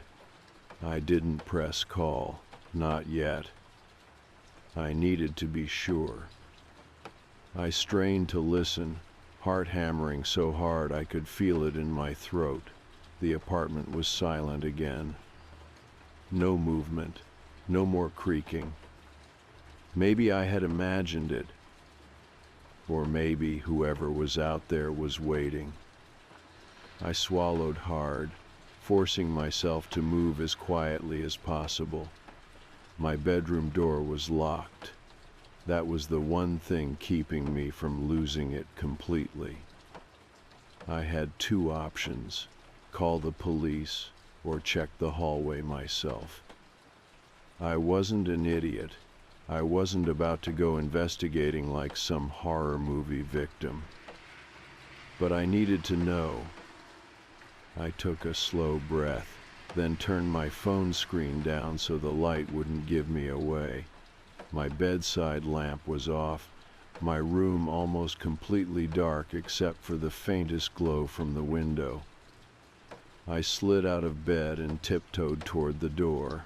My pulse pounded in my ears as I pressed my ear against the wood, listening. Silence. I tightened my grip on my phone. Maybe it was nothing. Maybe the building settled.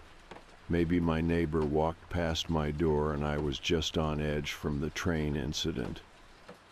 I took another breath and slowly turned the lock.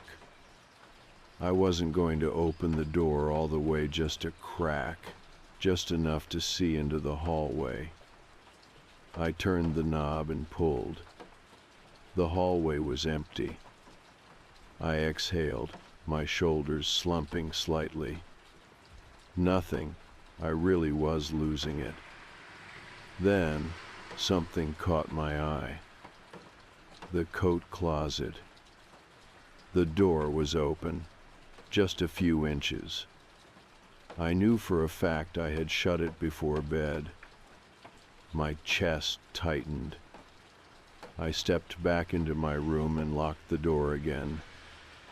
Screw checking, screw being rational. I called 911. The dial tone felt like it lasted forever before a dispatcher picked up. 911, what's your emergency? My throat was dry.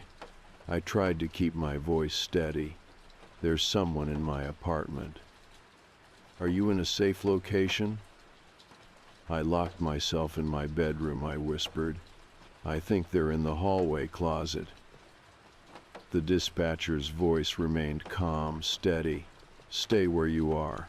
Officers are being dispatched to your address now. Do you have any weapons in the room? I looked around. A hairbrush, a lamp, nothing that would help if someone kicked the door in. Number. Okay, stay on the line with me. I pressed my back against the wall, gripping my phone so tightly my knuckles ached. My entire body was locked up, every muscle tense, waiting for something to happen.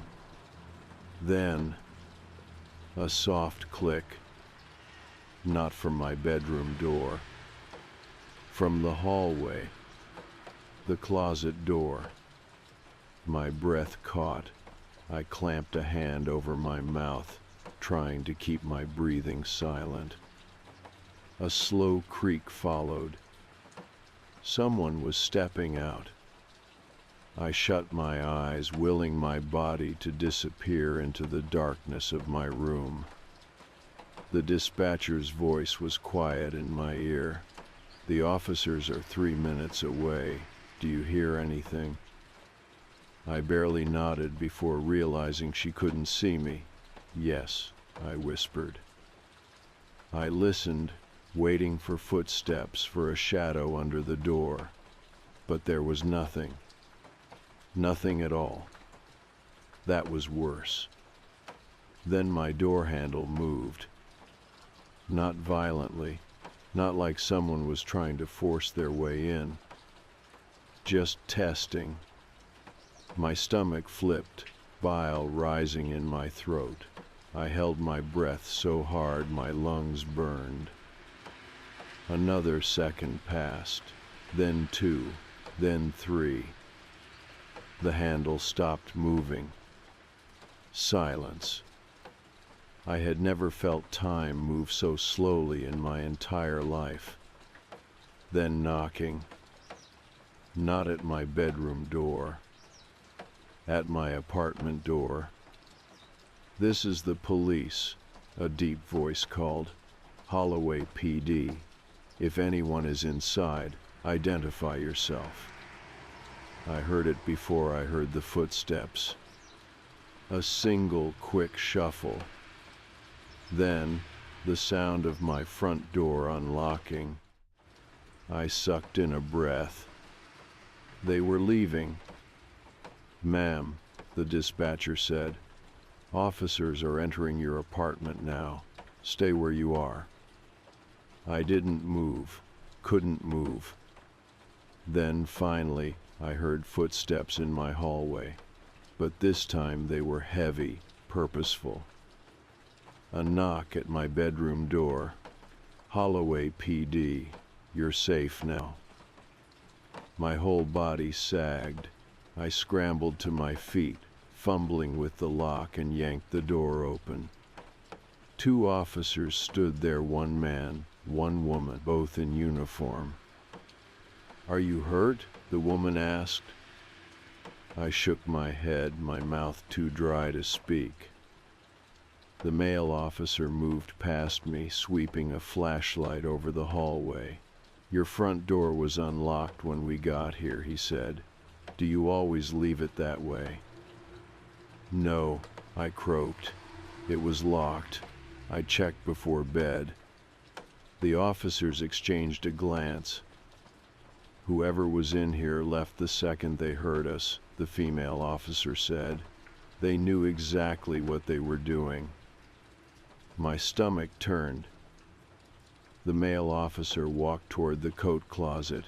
He shined his flashlight inside, then let out a slow breath.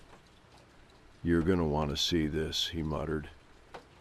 I stepped forward cautiously. Inside the closet, there was a small hole in the back wall.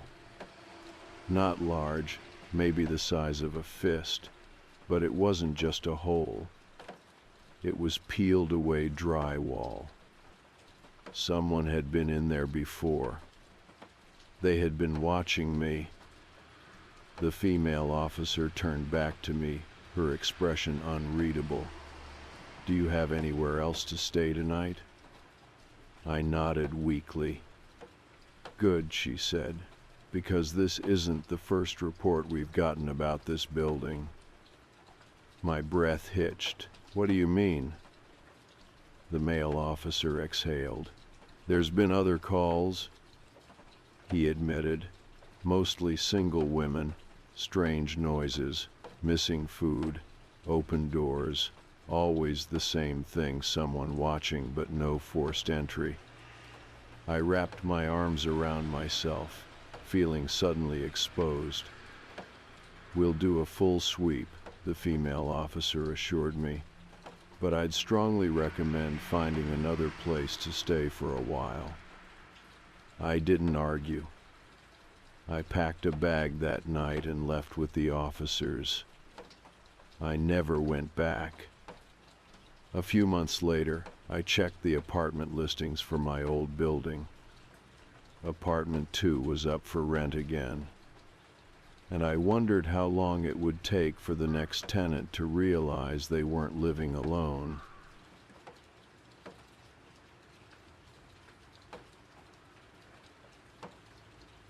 I was 7 years old the first time I saw him. My mother used to tuck me in every night, brushing my hair back as she whispered a quiet, "I love you," before clicking off the bedside lamp.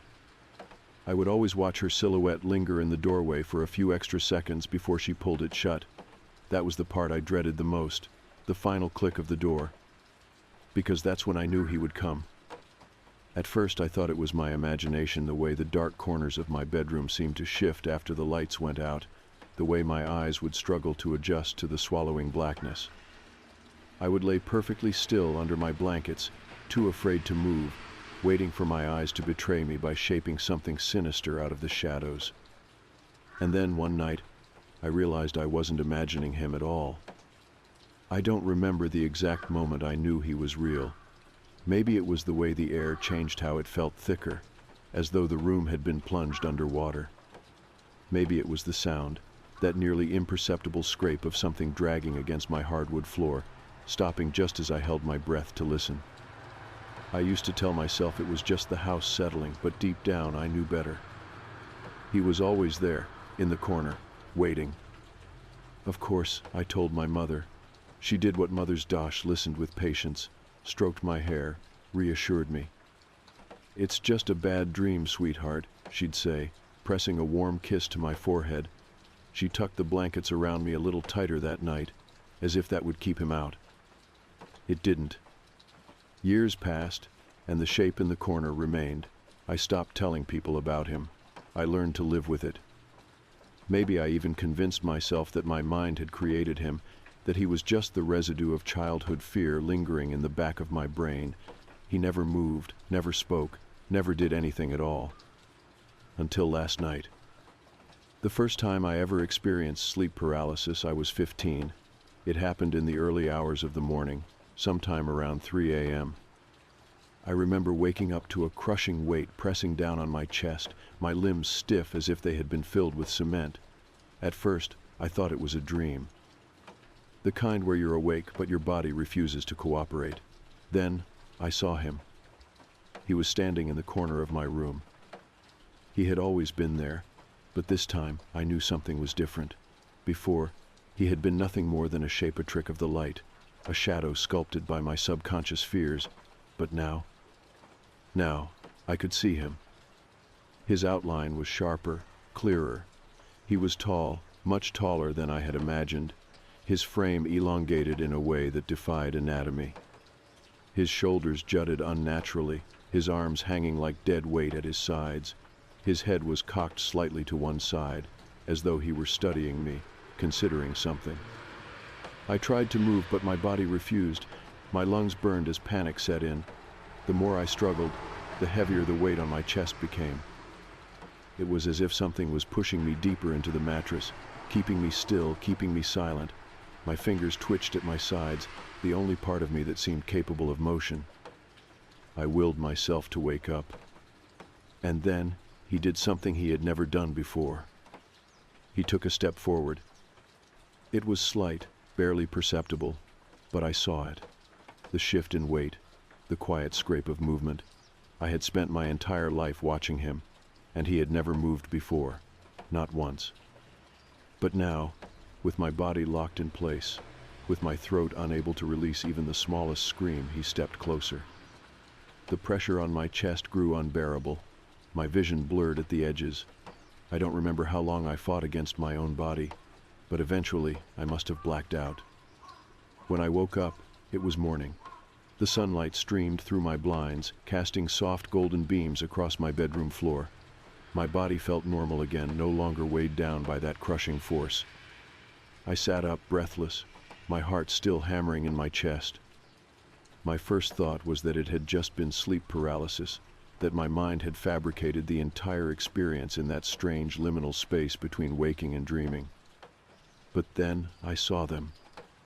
Footprints. Faint, but unmistakable. A trail of dusty imprints leading from the corner of my room to the side of my bed. I stared at them for what felt like an eternity. Every rational part of my brain screamed at me to find another explanation. Maybe I had walked in my sleep, though I had never done that before. Maybe it was just dirt from my own shoes, scattered randomly in a way that only looked like footprints. But I knew the truth. They weren't mine. That day I barely spoke. I went through the motions brushing my teeth, getting dressed, pretending to listen in school. But my mind was elsewhere, replaying the memory over and over, searching for something I had missed. By the time night fell, I felt like I was coming apart at the seams. I considered sleeping with the light on. I even pulled out my phone to Google whether that would help, but the idea seemed childish. Instead, I decided to keep my bedside lamp on the lowest setting. A compromise. I kept my phone under my pillow that night, my thumb resting over the lock button. If it happened again, I would force myself awake. But something strange happened. I woke up at exactly 3:47 a.m. No sleep paralysis this time, no crushing weight, no suffocating fear, just a stillness in the air that felt unnatural. My skin prickled as I lay there, staring at the ceiling, too afraid to glance toward the corner. I could feel him there, though.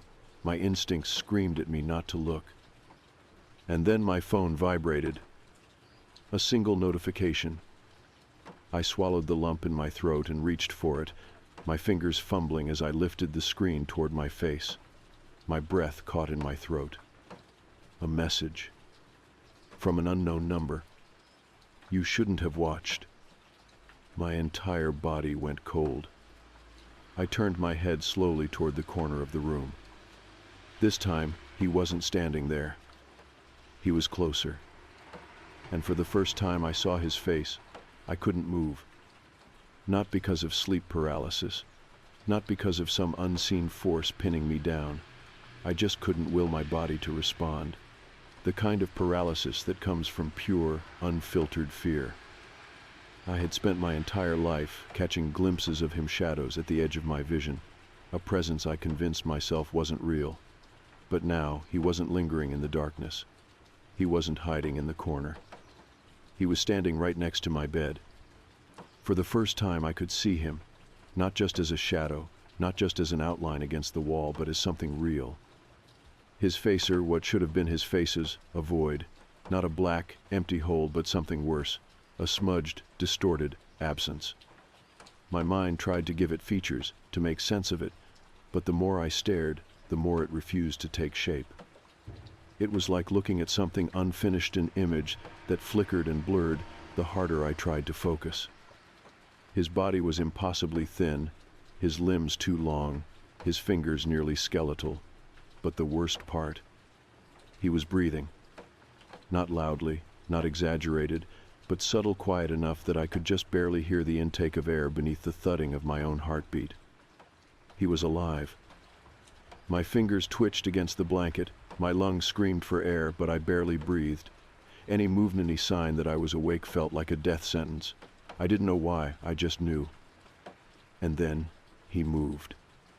Not a slow, dramatic gesture, just a tilt of the head, a simple, curious movement. He knew I was awake. The air in the room felt wrong, like something pressing against my skin, weighing down on my chest. My mind raced, grasping for any explanation. A dream, a hallucination, sleep paralysis again. But sleep paralysis didn't explain the footprints. It didn't explain the message on my phone. It didn't explain how he was getting closer each night. I forced my breath to slow. If I stayed perfectly still, if I didn't react, maybe he would. He leaned forward. Just slightly, just enough that I could hear the faintest creak of the wooden floor beneath him. I squeezed my eyes shut, my body stiff, my fingers pressing into the mattress. Maybe this was the part where I woke up.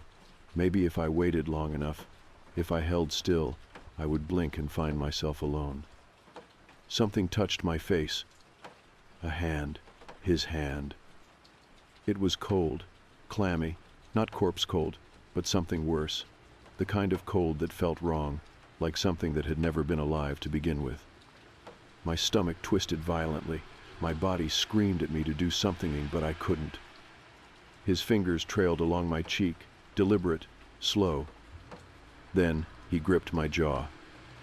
Not tightly, not aggressively, just firm enough that I knew that he had complete control over me. The pressure on my jaw increased. My skin burned where he touched me, but it wasn't heat, it was something else, like the sensation you get when your foot falls asleep. Pins and needles, but deeper, radiating through my bones. I wanted to scream. I wanted to run. I wanted to do anything but lie there and let him touch me. Then, without warning, he let go. The weight pressing down on the air around me lifted. The burning sensation in my skin vanished. I opened my eyes. He was gone. I gasped, sucking in air as my body snapped back into motion. My chest ached. My jaw still tingled where he had touched me. My sheets were soaked in sweat. I scrambled upright, my hands shaking as I grabbed my phone. The message was still there. You shouldn't have watched. I checked the time, 3:49 a.m. I swung my legs over the side of the bed, my knees almost buckling when they hit the floor. I stumbled toward my light switch, flipping it on. My bedroom was empty. I wanted to believe it had been a nightmare, but I knew it hadn't been. I wasn't a child anymore. I wasn't making up monsters in the dark. Something had been in my room, and it had touched me. I didn't sleep for the rest of the night. I sat in the corner of my room, my back pressed against the wall, my eyes darting between the doorway and the place where he had stood. Every time my eyelids started to droop, I forced them open again. By morning, I felt hollowed out. My limbs were heavy, my thoughts sluggish, but I didn't care. I was awake, and I was alive. I spent the day trying to convince myself that it was over, that whatever happened the night before had been some kind of fluke. But part of me knew better. I didn't tell anyone. What was I supposed to say? There's something in my room that only comes at night, and last night it touched me. No one would believe me. I spent the entire day in a haze, watching the clock with growing dread. When the sun started to set, my stomach twisted. I thought about leaving, maybe booking a cheap motel, staying anywhere but here, but I was too afraid that he would follow me. So instead, I prepared. I set up my phone on a stack of books, facing my bed. If it happened again, I would have proof. I grabbed the heaviest object I could find, a baseball bat, and kept it within arm's reach. It was a stupid plan. I didn't even know if this thing was human, let alone if it could be hurt, but it was the only thing I could do to convince myself I had some kind of control. By 11 p.m., I was exhausted. I wanted nothing more than to collapse, to shut my eyes and drift into unconsciousness. But I couldn't. I wouldn't. I lay in bed, the bat close by, my phone recording, my lamp on its lowest setting. My heart pounded with every passing hour. Midnight. 1 a.m. 2 a.m. I fought sleep as long as I could, but I was so tired. Eventually my body betrayed me. I drifted off, and when I woke up, I couldn't move. I didn't even have to look. I knew he was there. This time I could feel his breath on my skin. My eyes refused to open, but I felt him. His breath wasn't warm. It wasn't cold either.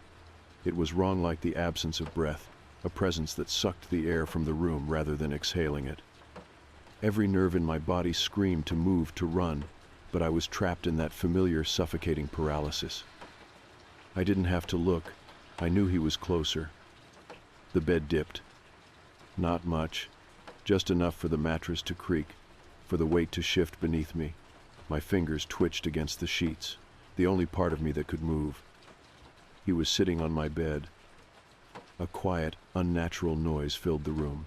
A clicking. At first, I thought it was the sound of my own teeth chattering, but no, it was coming from him, like joints snapping into place, like something adjusting itself. And then, a hand wrapped around my wrist. A burning sensation shot through my arm, like ice searing straight through my veins. My body reacted without me, my fingers spasming, my pulse hammering beneath his grip. The bed dipped again. He was leaning in. The smell hit me first, damp, like something left in the dark for too long. Rot, but not the kind you find in corpses, the kind that lingers in abandoned places, in forgotten corners where things fester. The whisper came next. Not from my ear, from inside my head. "You see me now." I wanted to scream. My lungs burned with the effort of trying. My body still refused to move, but I kept fighting, forcing my fingers to flex, my toes to curl. The grip on my wrist tightened. Pain, a deep, aching pain that crawled up my arm like something was seeping into me. I squeezed my eyes shut, trying to block him out, trying to wake up, but it was real. More real than anything I had ever felt. The whisper came again. "You brought me here." Something snapped in my mind. Number. No, he wasn't in control. I was done being afraid. I forced my fingers to move, to curl, to clench. The instant I did, the grip on my wrist recoiled just slightly, just enough. I focused everything on my breath, on pushing air through my lungs, on reclaiming what was mine. I wasn't a helpless child anymore. He wasn't some unstoppable force. He was real, and that meant he could be defied. I gasped, really gasped, breaking through the invisible weight pinning me down. My chest expanded, my throat burned with air, and as soon as my lungs filled, I ripped my arm free. The bed lurched. The clicking sound stuttered, like something startled. And then, the pressure in the room shifted. I opened my eyes. He was still there, still sitting on the edge of my bed, his two long limbs bent at unnatural angles, his smudged, faceless void staring at me. But something had changed. I had moved. I had fought back. And he didn't like that. His form flickered, his body shifting like a dying signal on an old television screen. His limbs twitched, his posture tensing like an animal deciding whether to lunge or flee. I didn't give him the chance. I did something reckless, something insane. I lunged at him. My body crashed into the empty air where he had been. My hands grasped nothing. The second I made contact, the room tilted. A deafening silence swallowed the air, pressing against my skull like I had just been dropped into deep water. The entire world felt like it had been inverted, a horrible, stomach-churning sensation of being flipped inside out. And then, it was gone. The weight, the paralysis, the wrongness in the air. I was alone. I gasped, my body trembling violently as I scrambled away from the bed, my back slamming into the wall. My breath came in short, frantic bursts. My wrist still ached where he had grabbed me, the skin red and raw, but he was gone. The room was silent. For the first time in my life, he wasn't there. I don't know how long I sat there, staring at the empty space where he had been. Minutes, hours, it didn't matter. When the first light of dawn crept through the blinds, I let out a shuddering breath. I knew. I had won. I didn't sleep for the next 2 nights. I kept my lights on, my door open, my phone in my hand, but nothing happened. No static, no sleep paralysis. No him. On the 3rd night, I forced myself to turn the lights off. It wasn't easy. Every nerve in my body expected him to return, to drag me back into that suffocating nightmare. But the moment my room went dark, I realized something. The air was normal. For the first time in my life, I felt alone. And it was the most comforting thing I had ever experienced. I slept through the night. In the morning, I checked my phone. No messages, no missed calls, no strange numbers. Just silence. I don't know what I did.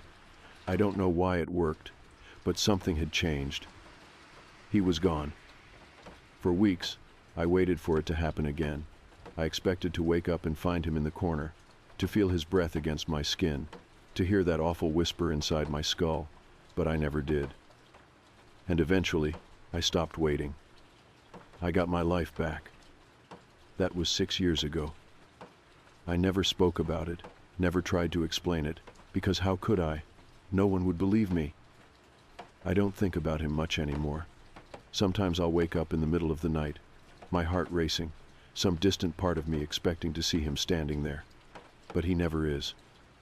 I still don't understand what he was. A shadow? A hallucination? Something worse? I don't know, and I don't want to. But sometimes when I turn off the lights at night, I hesitate. Not because I'm afraid, not really, but because I still remember the feeling of not being alone. And sometimes I wonder, did I make him leave? Or did he let me go? I don't want to know the answer. I just hope I never have to find out. I wasn't expecting much when I downloaded Tinder again. I had deleted it a while ago, sick of the same repetitive conversations, the same awkward first dates, the same guys who seemed charming for about a week before revealing that they had the personality of a damp paper towel. But boredom is a hell of a thing, and after a few drinks with my friends, I re-downloaded it on a whim. I told myself I wasn't looking for anything serious, just a distraction. That's when I matched with Daniel. Daniel wasn't like the usual guys I saw on Tinder. No gym selfies, no fish-holding pictures, no overly filtered group photos where you had to guess which one was him. His profile was tasteful. A picture of him standing by a lake, smiling in the sunlight. Another one of him cooking, wearing an apron over a plain t-shirt. One where he was sitting on a park bench, book in hand, caught mid-laugh like someone had snapped a picture at the perfect moment. And his bio? Short, simple. Adventurer at heart, movie addict. If you like late-night drives and good conversation, we'll get along just fine. I hesitated before swiping right, not because he seemed creepy, the opposite, actually.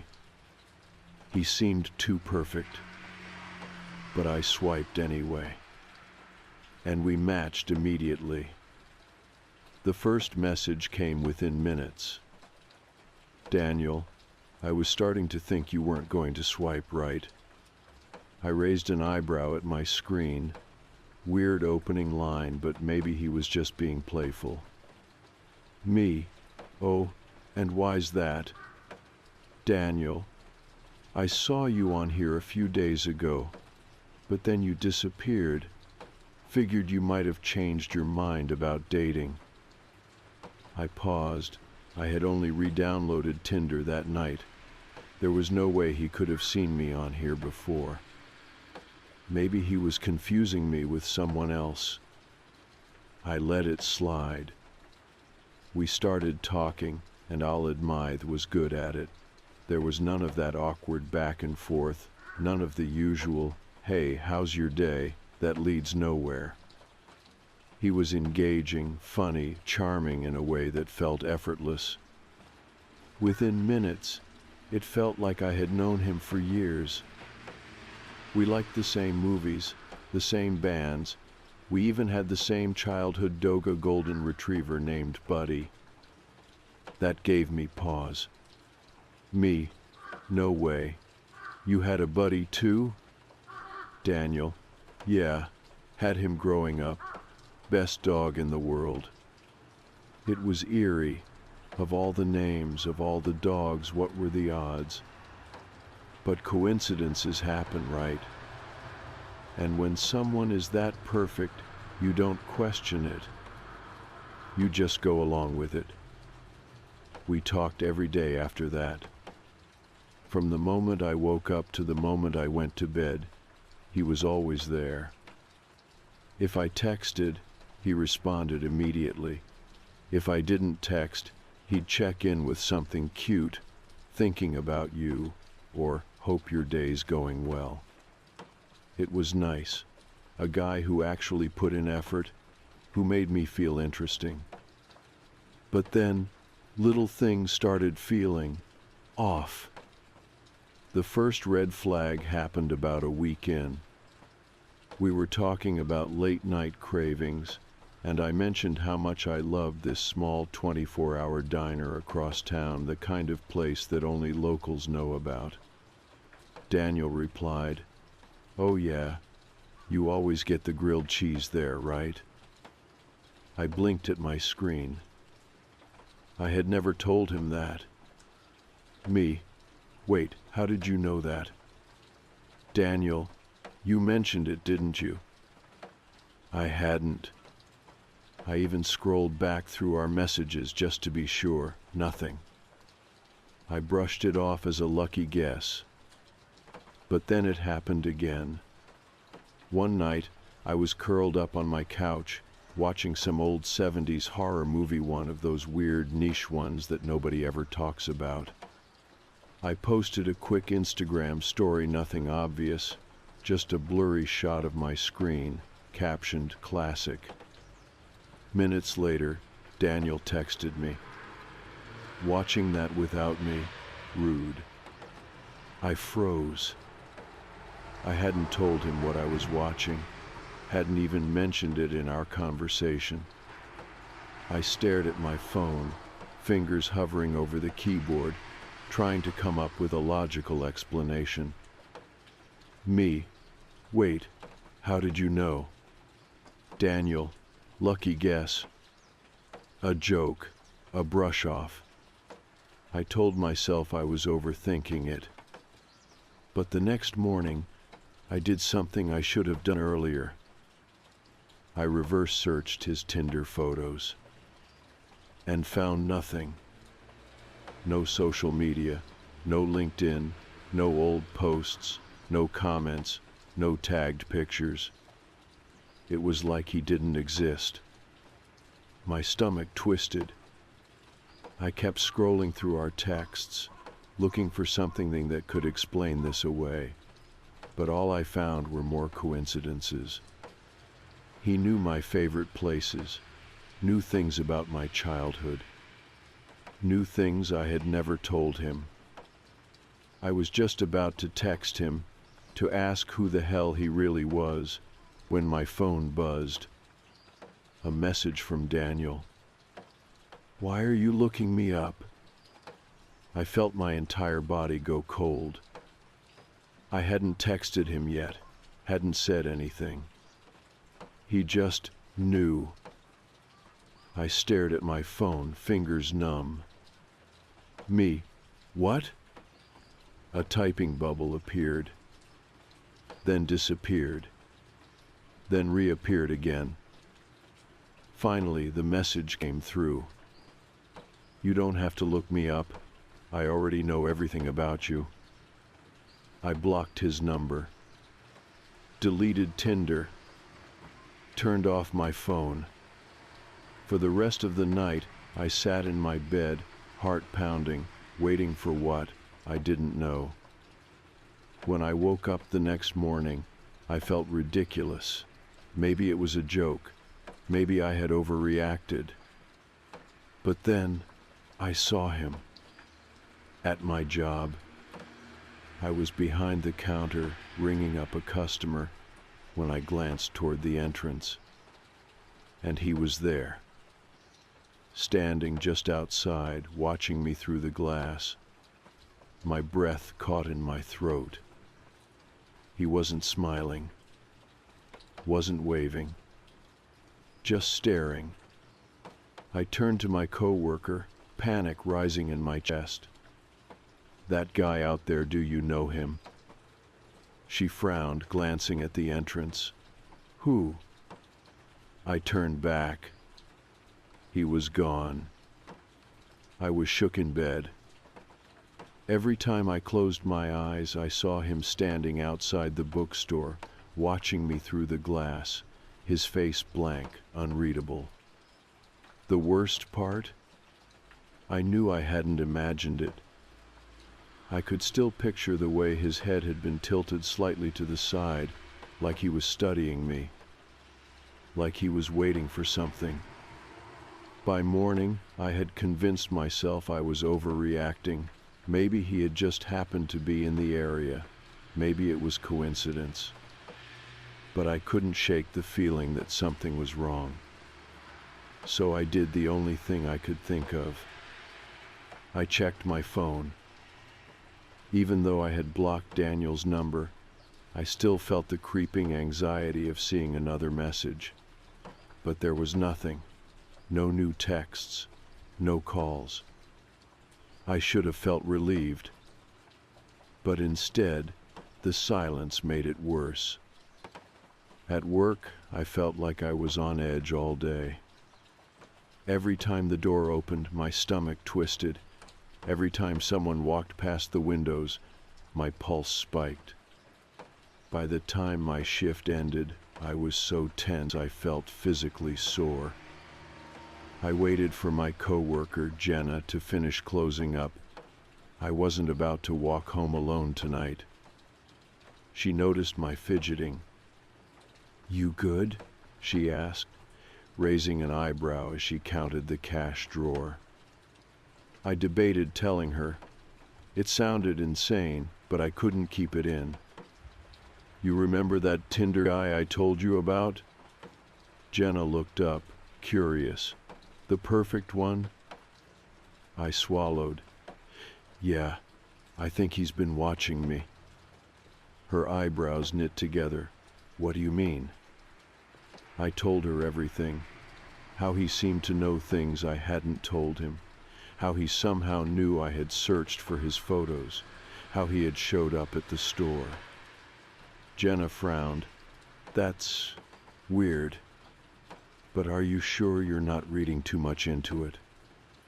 That was the problem. I wasn't sure. I wanted to believe it was nothing, that I was just freaking myself out. But the feeling of being watched hadn't left me since last night. Jenna, to her credit, didn't dismiss me. She grabbed her bag, slung it over her shoulder, and said, "Come on, I'll walk you home." We locked up the store and stepped outside. The night air was thick and humid, making my skin prickle. The streets were quiet, almost too quiet. We were halfway to my apartment when Jenna stopped walking. "You all right?" I asked, my voice barely above a whisper. She didn't answer at first, just turned her head slightly, looking at something across the street. I followed her gaze. There, standing under the glow of a streetlight, was a man. Tall, still, watching us. He was too far away for me to see his face clearly, but I didn't need to. I knew it was him. My stomach twisted into knots. "Okay," Jenna whispered. "That's creepy as hell." I didn't breathe, didn't move, just kept my eyes locked on him, waiting for him to do something. Then, in the blink of an eye, he stepped backward into the shadows, not turning, not walking away, just fading into the dark. My throat felt tight. My legs were screaming at me to run. Jenna grabbed my arm. "Come on." We practically sprinted the last few blocks to my apartment. The entire time I felt eyes on the back of my neck. When we reached my building, Jenna insisted on staying over. I didn't argue.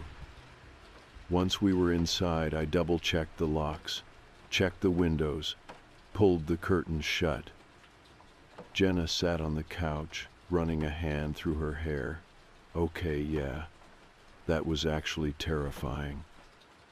I sank down beside her, still shaking. What the hell does he want? She exhaled. "I don't know, but we're calling the cops." I hesitated. "And tell them what?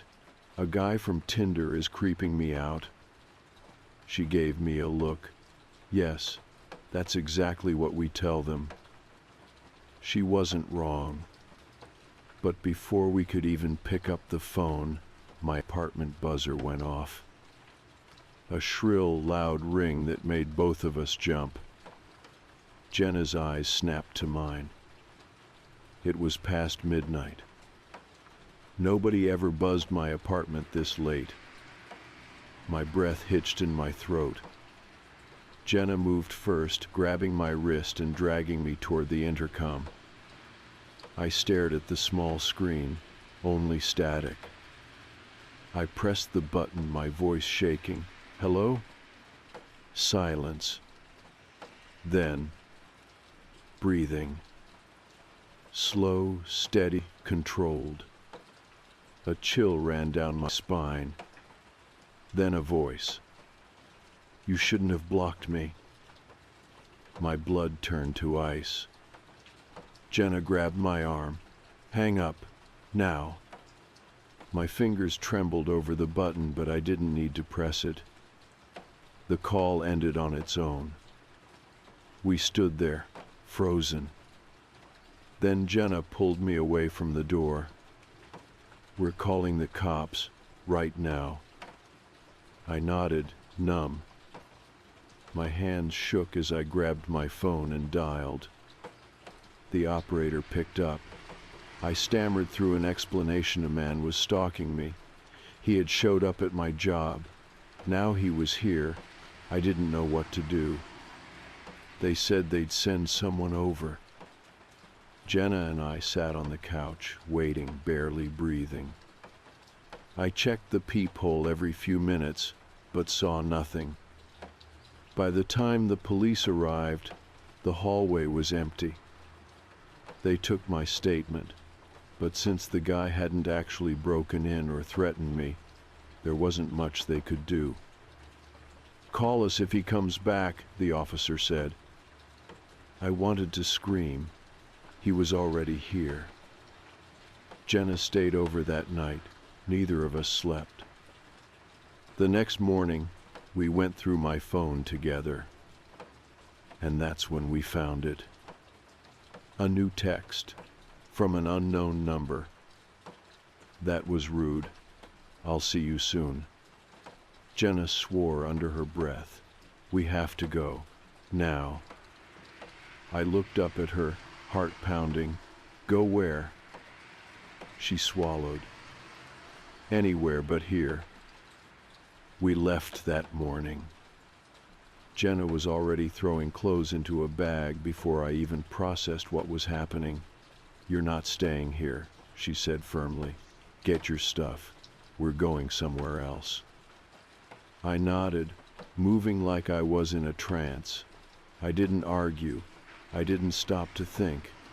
I just grabbed what I could, shoving it into a backpack with trembling hands. We got into her car and drove. I kept checking behind us, watching the rearview mirror for anything out of place. A dark car that followed too long, a shape standing at the end of a sidewalk. But there was nothing. Nothing but my own paranoia crawling up the back of my neck. Jenna's cousin lived about an hour away, in a small house in a quiet neighborhood. He wasn't thrilled about unexpected guests, but the second Jenna told him what happened, he let us stay without hesitation. The house felt safe, safe in a way my apartment never had.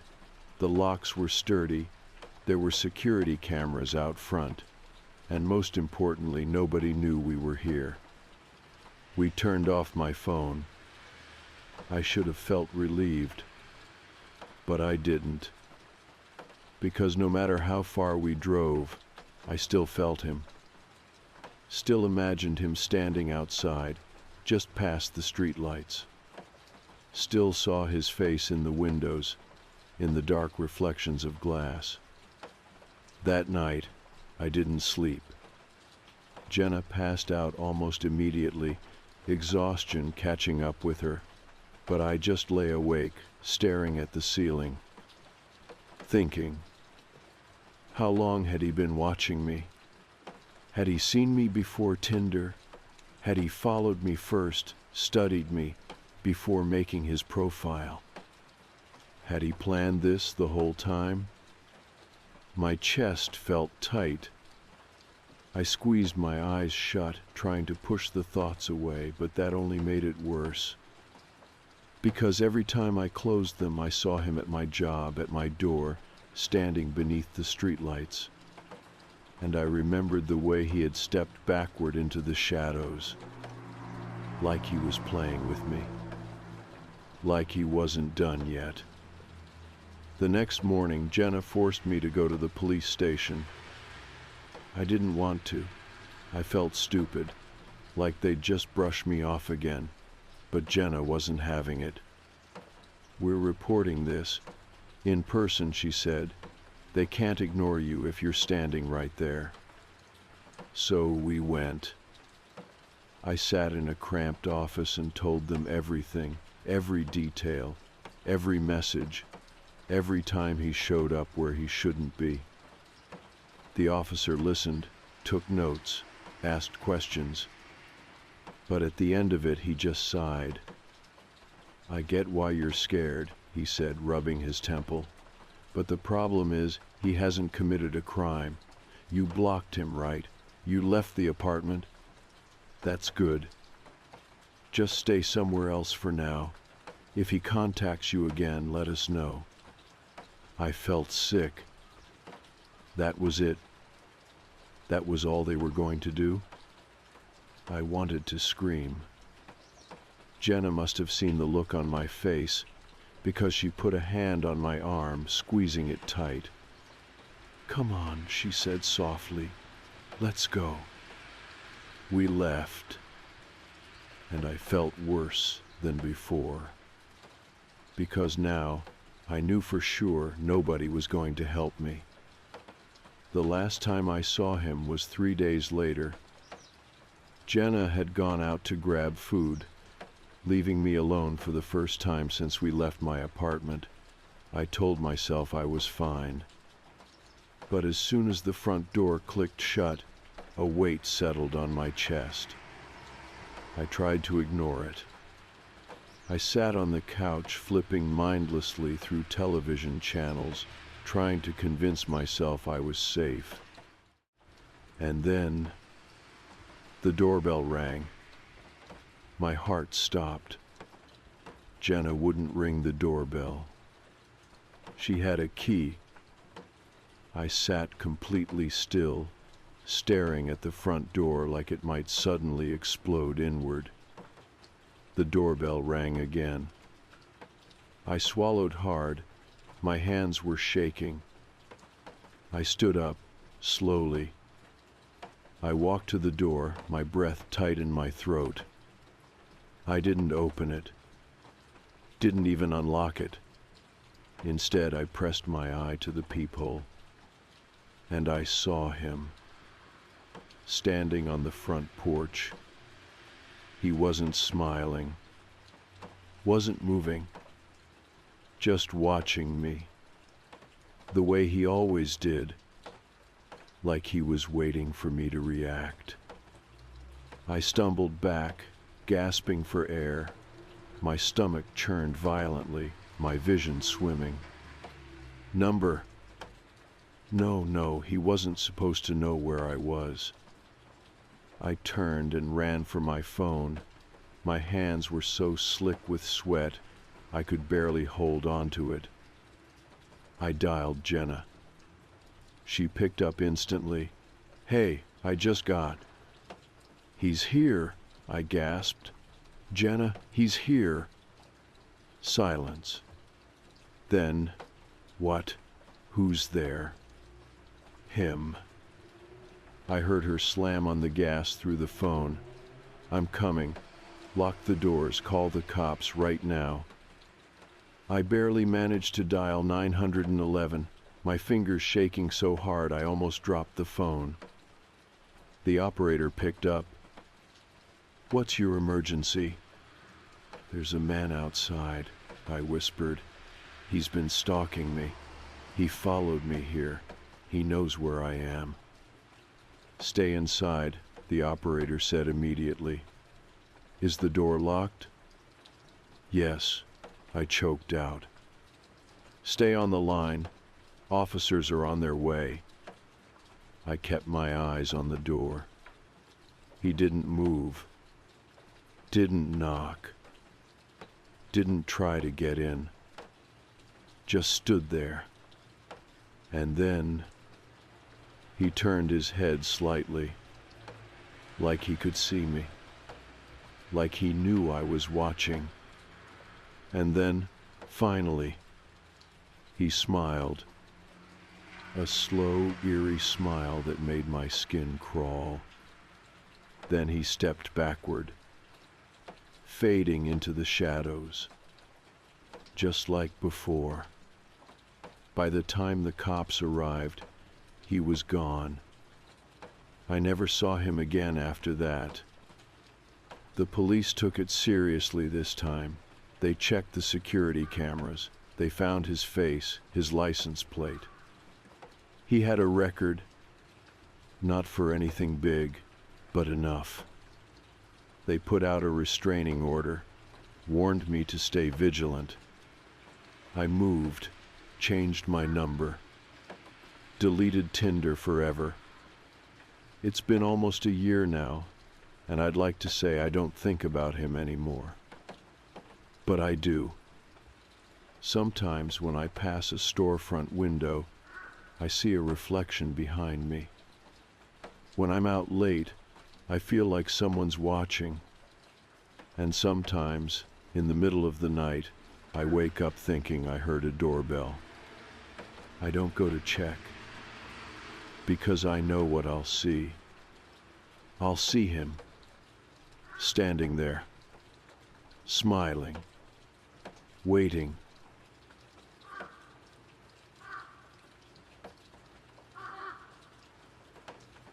I woke up to a noise. It wasn't loud, just a soft creak, like the sound my bedroom door makes when I don't shut it all the way. My eyes opened before my brain caught up. My room still dark, except for the faint glow from the streetlights outside. For a second, I thought I had imagined it, just my half-asleep brain twisting sounds like it always does. But then I heard it again. A slow, careful step, somewhere outside my bedroom. I froze, my breath catching in my throat. My apartment isn't big. There's only the bedroom, the bathroom, the kitchen, and the tiny living room. If someone was inside, they weren't far. I lay there, listening so hard my ears rang. Nothing. Just silence. Maybe I had left the window open and the wind had shifted something. Maybe the fridge made a noise. I almost convinced myself of that. Almost. Until I heard another step. This time closer. My stomach clenched. The kind of deep, instinctual fear that makes your limbs go numb before your brain even processes what's happening. I slid my hand toward my phone on the nightstand, moving as quietly as I could.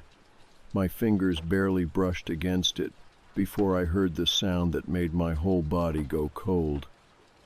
Breathing. Not mine. It was soft, almost like someone was trying not to make noise. It came from outside my room, maybe the hallway near the kitchen. I didn't even think. I grabbed my phone, slipped out of bed, and moved as quickly and silently as possible toward the bathroom. My hands were shaking so bad I almost fumbled with the lock before clicking it into place. My heart was pounding. I tried to breathe through my nose, slow and quiet, but my chest felt too tight. I didn't want to call 911. I kept hoping I was wrong, that I'd hear the fridge hum to life, or my upstairs neighbor's television through the vents, something that would explain this. But the silence outside the door stretched. No footsteps, no breathing. And that made it worse.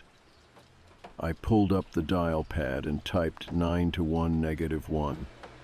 I hesitated for maybe half a second before pressing call. A woman's voice answered almost immediately. 911, what's your emergency? I opened my mouth, but nothing came out. My throat was too dry.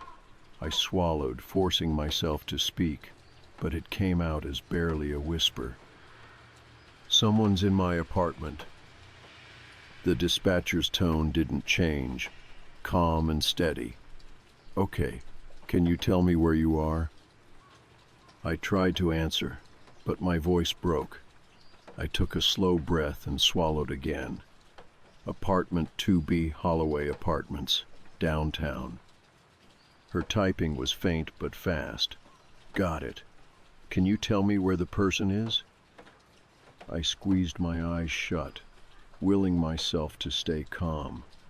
I don't know. I woke up and I heard something. I thought maybe it was the pipes, but then I heard footsteps. They came from my kitchen. I hated how shaky I sounded. Are you alone in the apartment? She asked. Yes. Do you have a weapon? Anything to protect yourself? I looked around the tiny bathroom, at the toothbrush holder, the shampoo bottles, the towel rack. The only thing I could use as a weapon was my hairspray, maybe blind them for half a second if it came to that. No, I whispered. I locked myself in the bathroom. You're doing great, the dispatcher said. Her voice was steady, like this was just another normal call for her.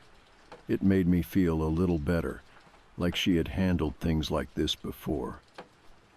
I've already sent officers your way, okay? I just need you to stay quiet and keep the line open. Can you do that for me? I nodded before realizing she couldn't see me. Yes. I barely registered the faint sound of her talking to someone on the other end, probably sending my address to the police. I tried to focus on that. They were coming. I just had to wait. Can you hear anything right now? She asked. I was about to say no, but then something shifted outside the bathroom door. Not a footstep this time, just the softest sound like fabric brushing against the wall. I sucked in a breath. My whole body went rigid. They're in my bedroom, I whispered. Oh my God, they're in my room. The dispatcher didn't hesitate. Do not make a sound. The police are almost there. I could barely hold the phone. My hands were shaking so bad. I kept waiting for something loud, something obvious, but there was nothing. Just the tiniest noises, the kind of quiet movements that only happen when someone is trying not to be heard. The hair on my arms stood up. I wanted to move away from the door, but I didn't dare make a sound. The lock felt so flimsy, like it would do nothing if they really wanted to get in. I bit down on my lip so hard I tasted blood. Something shifted again, a breath. It wasn't mine. I knew without a doubt that someone was standing right outside the bathroom door. The air felt thick, suffocating. My whole body was screaming at me to do something, but what? If I made a noise, would they try to break in? If I stayed silent, would they just wait for me to come out? The dispatcher's voice came through the phone. Ma'am, are you still there?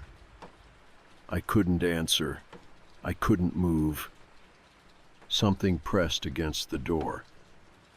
Not knocking, not pushing, just resting. Like they were leaning against it, listening. My throat locked up. I couldn't even breathe. The call was still going, the dispatcher still speaking, but I barely heard her anymore. I was focused on the weight against the door, the way the wood creaked just slightly under pressure. My fingers tightened around the phone. Then, just as suddenly as it came, the weight lifted. Silence. The air felt thick and heavy, pressing against my chest. I listened so hard my ears rang, but I couldn't hear anything. No movement, no breathing, just the distant hum of the fridge in the kitchen. Had they left? I forced myself to take a slow, quiet breath. My fingers hovered over the lock, but I couldn't bring myself to turn it. Then I heard it. A soft click. It wasn't my door. It was coming from the other side of the apartment. The front door. I gripped the phone so tight my knuckles ached. The dispatcher's voice cut through the ringing in my ears. "Ma'am, the police just arrived outside your building. Are you able to get to the door?" I still couldn't move, because I knew, without a doubt, that my front door had just been locked. From the inside. I didn't move. The apartment was silent again, but I knew I wasn't alone. The dispatcher's voice was still coming through the phone, calm and steady. "Ma'am, the officers are outside. Can you get to the door?" I couldn't answer. My throat was locked up, my fingers gripping the phone so tight my nails dug into my palm. I kept staring at the bathroom door, waiting for something. A shadow to pass underneath, the handle to turn. Something to confirm that whoever had been in my apartment was still there. But nothing happened. The seconds stretched. My ears strained for any sound, footsteps, breathing, anything, but there was nothing but the faint hum of my fridge and the slow drip of the shower behind me. I swallowed hard. My tongue felt dry like sandpaper. "Ma'am?" The dispatcher's voice was still level, but I could hear the slight shift in her tone, the edge of urgency. I forced myself to take a breath, then another. I had to move. I couldn't just stand there waiting. "Someone locked my door," I whispered finally, from the inside. There was a pause on the other end. "Are you absolutely sure?" I nodded before realizing she couldn't see me. "Yes, I heard it. The lock clicked."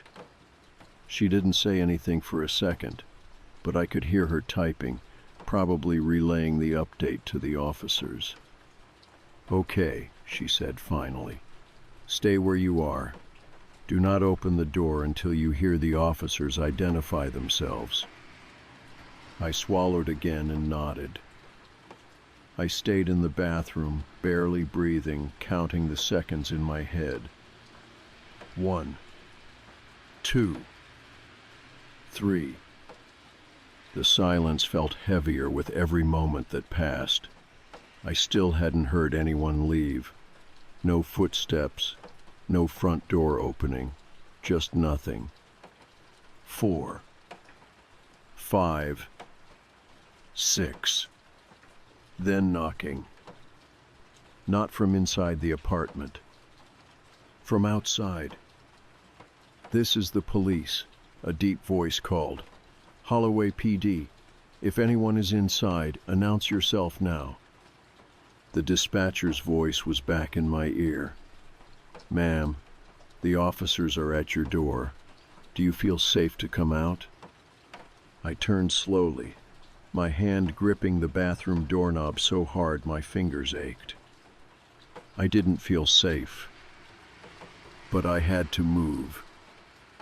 I took a breath and turned the lock, stepping out into my bedroom. The first thing I noticed was that my door was open. Not wide open, just slightly ajar, like someone had left in a hurry. My stomach flipped. I hadn't left it open when I ran in here. The second thing I noticed was my bed. The blankets were pulled back, the pillow slightly indented like someone had been sitting there. A wave of nausea rolled through me. I forced myself to keep moving, stepping carefully toward the hallway. The police knocked again, louder this time. Holloway PD, open up. I moved faster, crossing through the living room to the front door. My hands fumbled with the lock, and when I finally swung the door open, 2 officers stood in the hallway. 1 male, 1 female, both in full uniform. The male officer, taller with a shaved head, glanced past me into the apartment. The female officer, blonde hair pulled into a tight ponytail, met my eyes. "Are you hurt?" she asked immediately. I shook my head. "Number." My voice barely worked. I don't think so." The male officer glanced down at my hands. "Can we come inside?" I nodded and stepped back. They both moved past me, sweeping through the apartment with practiced ease. Their hands hovered near their holsters, eyes scanning everything: my kitchen, the small living room, the bedroom. The male officer disappeared down the hallway while the female stayed near me. "You're sure someone was inside?" she asked. "Yes." My voice came out shaky. I heard them breathing outside my door." She didn't react, just gave a small nod, like she had heard this before. "How long ago was that?" "Right before you knocked, and I heard my front door lock." Her head tilted slightly, eyes flicking toward the door as if she could see something I couldn't. "From the inside?" "Yes." Before she could say anything else, the other officer came back from the bedroom. "Clear," he said. "No sign of forced entry, no sign of anyone inside." The female officer nodded, then looked at me again. "Do you live alone?" "Yes." "Do you have a key hidden outside? Anyone else who might have access to your apartment?" "Number no one."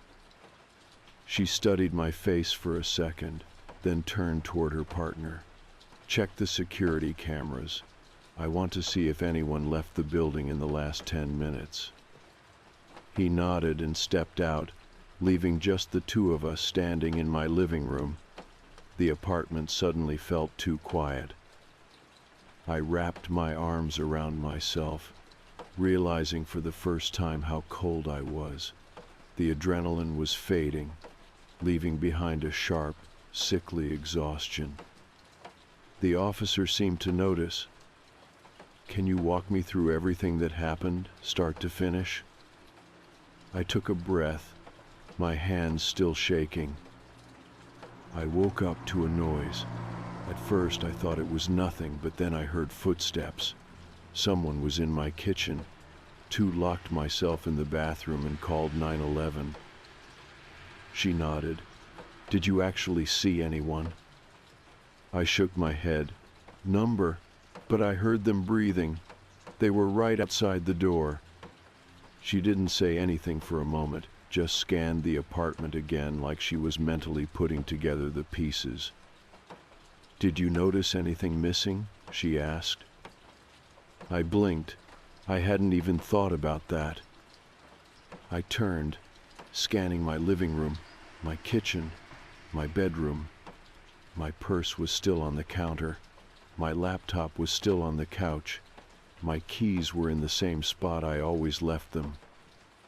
Everything was exactly how I left it. Except, I took a step toward my dining table. My dinner plate was still there, half-eaten, just like I had left it. But something was off. The glass of water next to it, it had moved. I was sure I had left it on the right side of the plate. Now it was on the left. My stomach flipped again. "Something's wrong," I whispered. The officer stepped closer. "What is it?" I pointed at the table. "That glass. It wasn't there before." She followed my gaze, her expression unreadable. You're sure? Yes. Two don't think they broke in. I think they were already inside. The officer's posture stiffened slightly, but her voice stayed neutral. I need you to sit tight, okay? We're going to check the cameras, and we'll have someone do a full sweep of the building. I nodded numbly, but I already knew they wouldn't find anything. Because whoever had been in my apartment was already gone, and they had never needed to break in. I sat on my couch, arms wrapped around myself, barely hearing the officer's voice as she spoke into her radio. My skin felt tight, like it didn't fit right, and my stomach wouldn't stop twisting. Someone had been in my apartment. I knew it. But there was no sign of forced entry, no missing items, nothing that screamed break-in. And that meant something worse. They had been inside before I ever locked my door. The thought made my hands shake harder.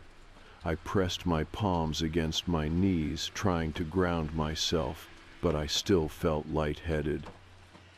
The blonde officer her name tag read, Harrington, finished speaking into her radio and turned back to me. Officers are checking the security footage now. Do you want some water? I shook my head. The last thing I needed was another object moved out of place to send me spiraling. Did you notice anything off before tonight? She asked, settling into the chair across from me. Any strange noises? Things out of place? People watching you? I swallowed hard. No, I said at first. But then something did come to mind. I hesitated. There was one thing, I admitted. A few times I'd wake up and my fridge would be open. Her brow lifted slightly. How often? Maybe 3 times. The first time, I thought I just forgot to close it. The second time, I figured maybe it hadn't shut all the way. But the third... I trailed off, my pulse picking up again. I hadn't thought much of it at the time. I'd convinced myself I was just being careless. Now, I wasn't so sure. Harrington leaned forward slightly. Did anything else seem out of place? I nodded slowly. My toothpaste. It was in the wrong spot one morning. And my closet door. I swear I shut it before bed, but a few times I woke up and it was open just an inch or two. She didn't react, just absorbed the information like she was filing it away. Did you tell anyone about this? Number, I thought I was just being paranoid. Her lips pressed together like she'd heard that before. And there's no one else with a key? Not that I know of. The landlord has a master key, but I don't let anyone in when I'm not here. I don't even get maintenance visits unless I schedule them. She nodded. All right, I need you to stay here while we check the security cameras, okay? Try to relax. I almost laughed. Relax? Someone had been inside my apartment, and I had no idea how long they'd been there. Instead, I just nodded. Harrington stood and stepped into the hall, speaking in low tones to another officer. I closed my eyes, pressing my palms against my face. I didn't even want to be in here anymore. I didn't feel safe. Harrington and the other officer returned about 20 minutes later, their expressions unreadable. We checked the cameras, she said. I sat up straighter. Did you see anyone? She hesitated. We didn't see anyone leaving your apartment tonight. I blinked. What? Nobody entered or exited since you got home. Not through the hall, the lobby, or the emergency stairwell. My stomach dropped. That doesn't make sense. I heard someone. I felt them outside the door. I heard my lock click. Harrington exchanged a glance with her partner. "There was something else," she said carefully. "A neighbor across the hall reported something strange earlier tonight. She looked through her peephole about an hour before you called 911 and said she saw someone standing outside your door." My breath caught in my throat. "Did she say what they looked like?" Harrington's expression didn't change. She couldn't see their face, just a shadow. Said they stood there for a long time before walking away. A shiver ran through me. "Could it have been a neighbor?" I asked. "Someone just waiting for a friend?"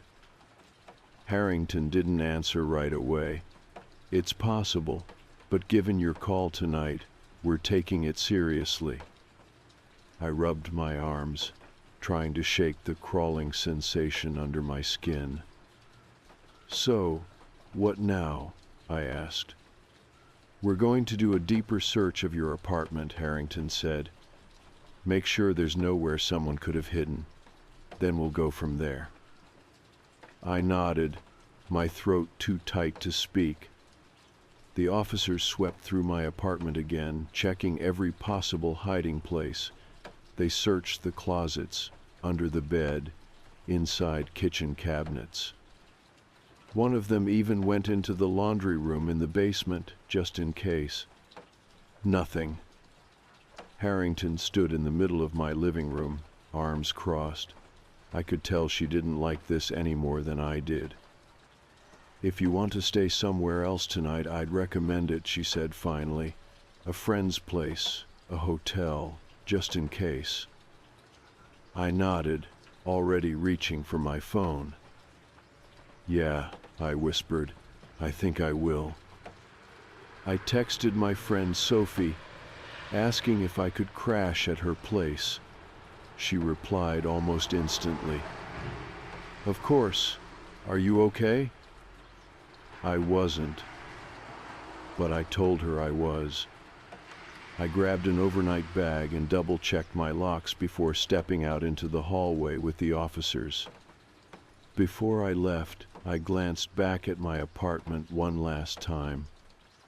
Everything looked the same, but it didn't feel the same anymore.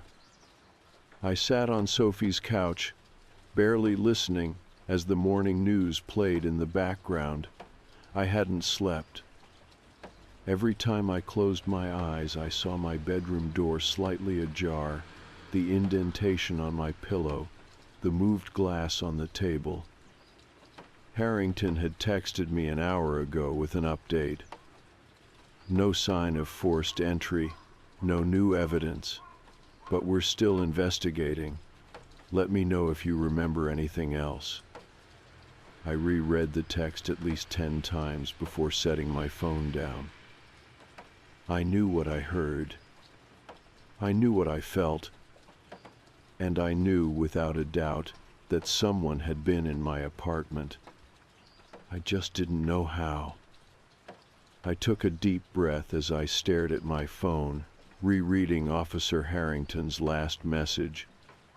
No sign of forced entry, no new evidence, but we're still investigating. Let me know if you remember anything else. I set my phone down on Sophie's coffee table, my hands still shaking slightly.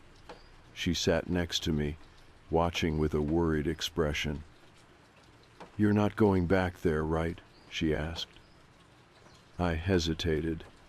The thought of stepping foot in that apartment again made my skin crawl. "I don't know," I admitted. "I have to get my stuff at some point."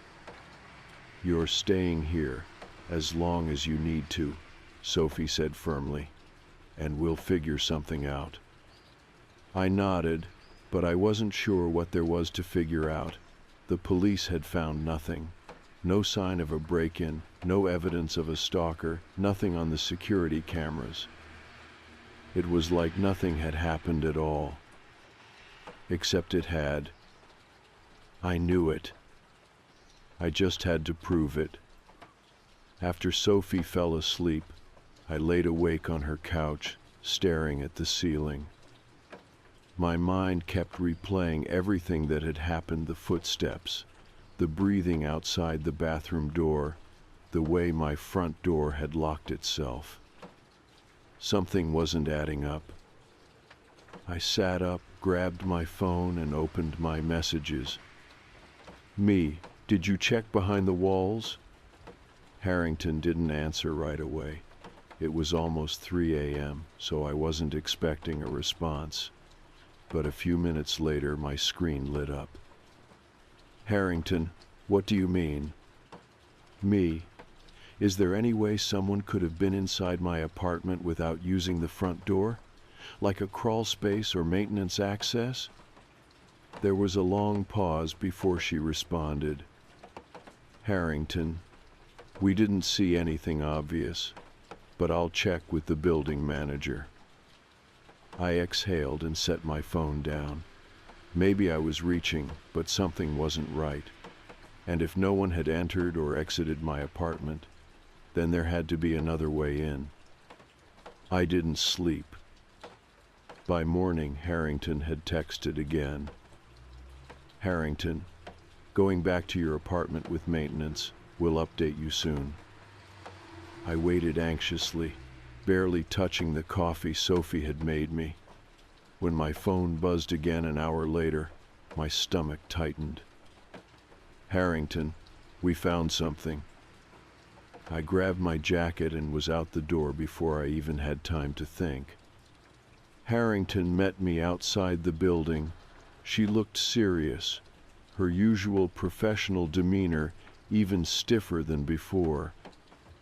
"You were right," she said. I swallowed. "What did you find?"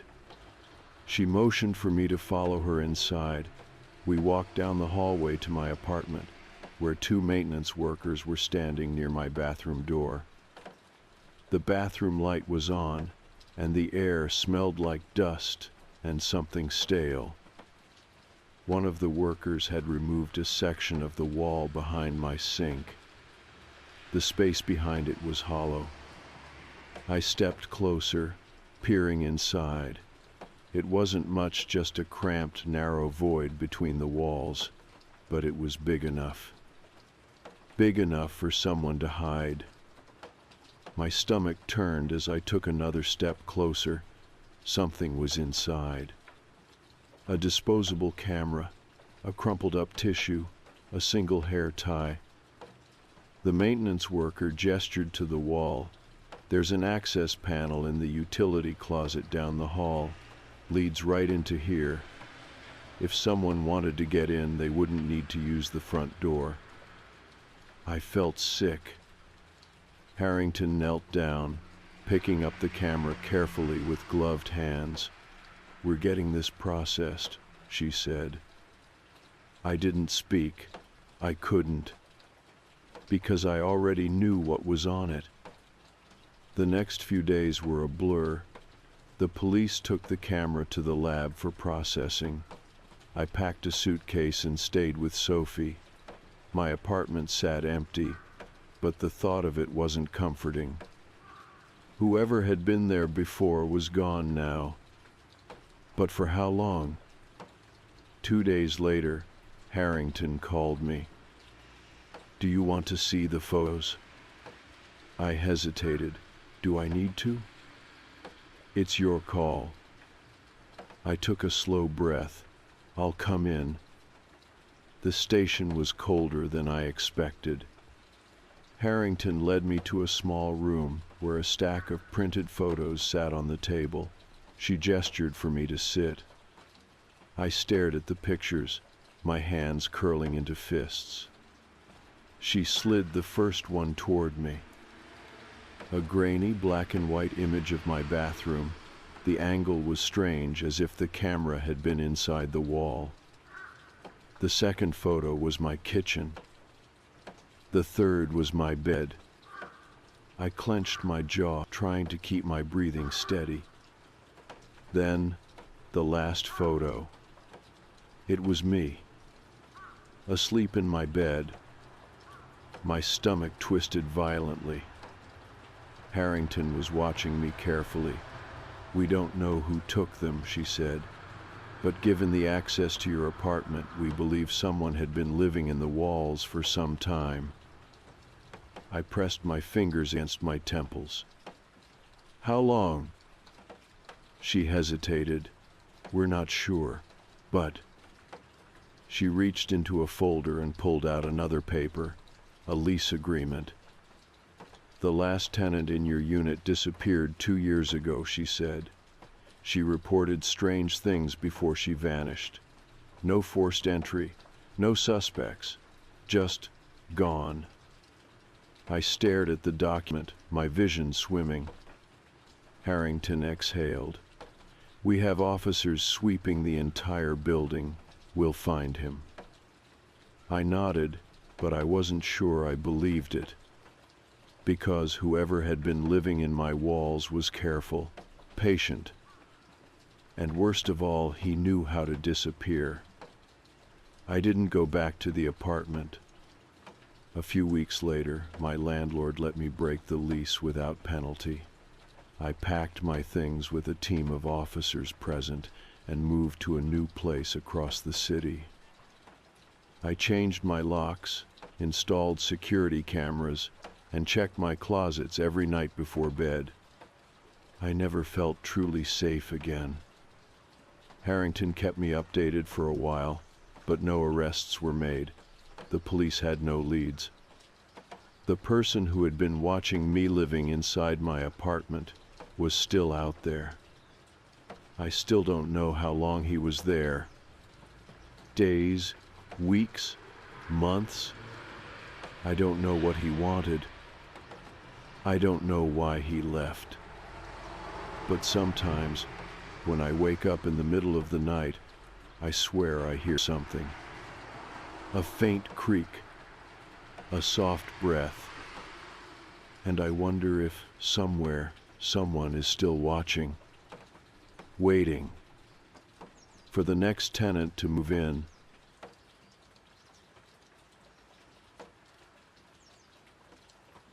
All right, I don't even know where to start because I feel like I'm losing my mind. This happened 3 nights ago, and I haven't been back to my apartment since. I don't know if I should call the cops or if I'm just being paranoid, but something is wrong. It started last week when I found a Craigslist listing for a free couch. I know that sounds sketchy, but hear me out. I'm a broke college student, and my current couch is practically disintegrating. So when I saw an ad for a decent-looking couch in my area, I jumped on it. The guy who posted it responded almost immediately, way too eager to give it away. He didn't even ask for money or help moving. Eth just said, "I'll bring it over tonight. What's your address?" That should have been a red flag, right? But I was too excited about the free couch to care. Later that night, around 9 p.m., an old pickup truck pulled up in front of my apartment. The driver was a thin, middle-aged guy, balding, maybe late 40s. He barely made eye contact as he stepped out of the truck. No small talk, no introductions, just walked around to the back and yanked the couch out like he couldn't get rid of it fast enough. I was standing in the doorway, kind of hesitant. I had expected him to at least ask for help moving it inside, but he insisted on carrying it himself. And he was strong. This thing wasn't light, but he dragged it up my stairs alone like it weighed nothing. The whole time he didn't say a word. Just set it down in my living room, nodded, and walked out before I could even thank him. The whole interaction lasted maybe 5 minutes, but something about it felt off, like he was in a hurry, like he wanted to be gone before I could ask questions. But again, free couch. That night, I lounged on it for hours, scrolling my phone, watching television, totally normal, nothing weird. Until I woke up at 3:30 a.m. to a faint knocking sound. I live alone. and the sound wasn't coming from outside. It was coming from inside the apartment. I sat up, heart pounding. The knocking was soft, rhythmic, like something tapping against wood. I turned on every light, searched the whole place, checked the front door, checked the closet. Nothing. Eventually, I convinced myself I was imagining it. Maybe the building was settling, or the wind was rattling something. It didn't help that I was running on like 4 hours of sleep. I pushed the thought away, and the next morning I forgot about it. The next night I stayed up late again. Around midnight I started feeling weird about the couch, like the cushions felt different. Not wrong, just off, like they were softer than before, almost hollow. I pressed down harder, and that's when I felt it. Something solid under the cushion, something hidden inside the couch. My stomach twisted. I unzipped the fabric, hesitating, already feeling like I didn't want to know what was inside. And then I found it. A small black camera. It was taped into a hidden compartment, wedged deep inside the frame. My hands started shaking as I pulled it out, fingers slick with sweat. The lens was facing outward, as in, it had been recording the room. I froze. My brain refused to process it. I turned it over in my hands. It was still on, a tiny red blinking light. I immediately yanked out the memory card, shoved it into my laptop, and opened the most recent video file. The footage was from the night before. It showed my own apartment, my own living room, me sitting on the couch, scrolling my phone, totally oblivious. I felt sick, but then the footage kept going. At 3:46 a.m., I saw myself asleep in my bedroom. The room was dark, everything was still. And then, the fabric of the couch moved. I watched, horrified, as the bottom of the couch lifted just a fraction of an inch, like something inside had shifted. Then the video cut off. I slammed my laptop shut, my whole body shaking. This wasn't just a hidden camera. Someone had been inside the couch. My phone buzzed. A text message from an unknown number. "I see you found my spot. Mind if I come back in?" I lost it, grabbed my keys, ran out of my apartment so fast I almost tripped. I haven't been back since. I called my landlord. I didn't know what to say, just that something was wrong and that I needed someone to check my unit. An hour later, I got a call back. The door was locked when we got there, no signs of a break-in. I could barely speak. "Did you check the couch?" A pause. Then, "What couch?" My stomach dropped. I made them go back and check. They searched the whole apartment. No couch. Nothing. Like it had never been there. I checked Craigslist, tried to find the original listing. It was gone. The guy who gave it to me, account deleted. It was like the whole thing had never happened. But I know it did. I haven't been back to my apartment. I don't want to be. Because now, I can't stop thinking about it. That couch was big, and if there was space inside it for a camera, there was space inside it for something else. Or someone else. And I think they got out.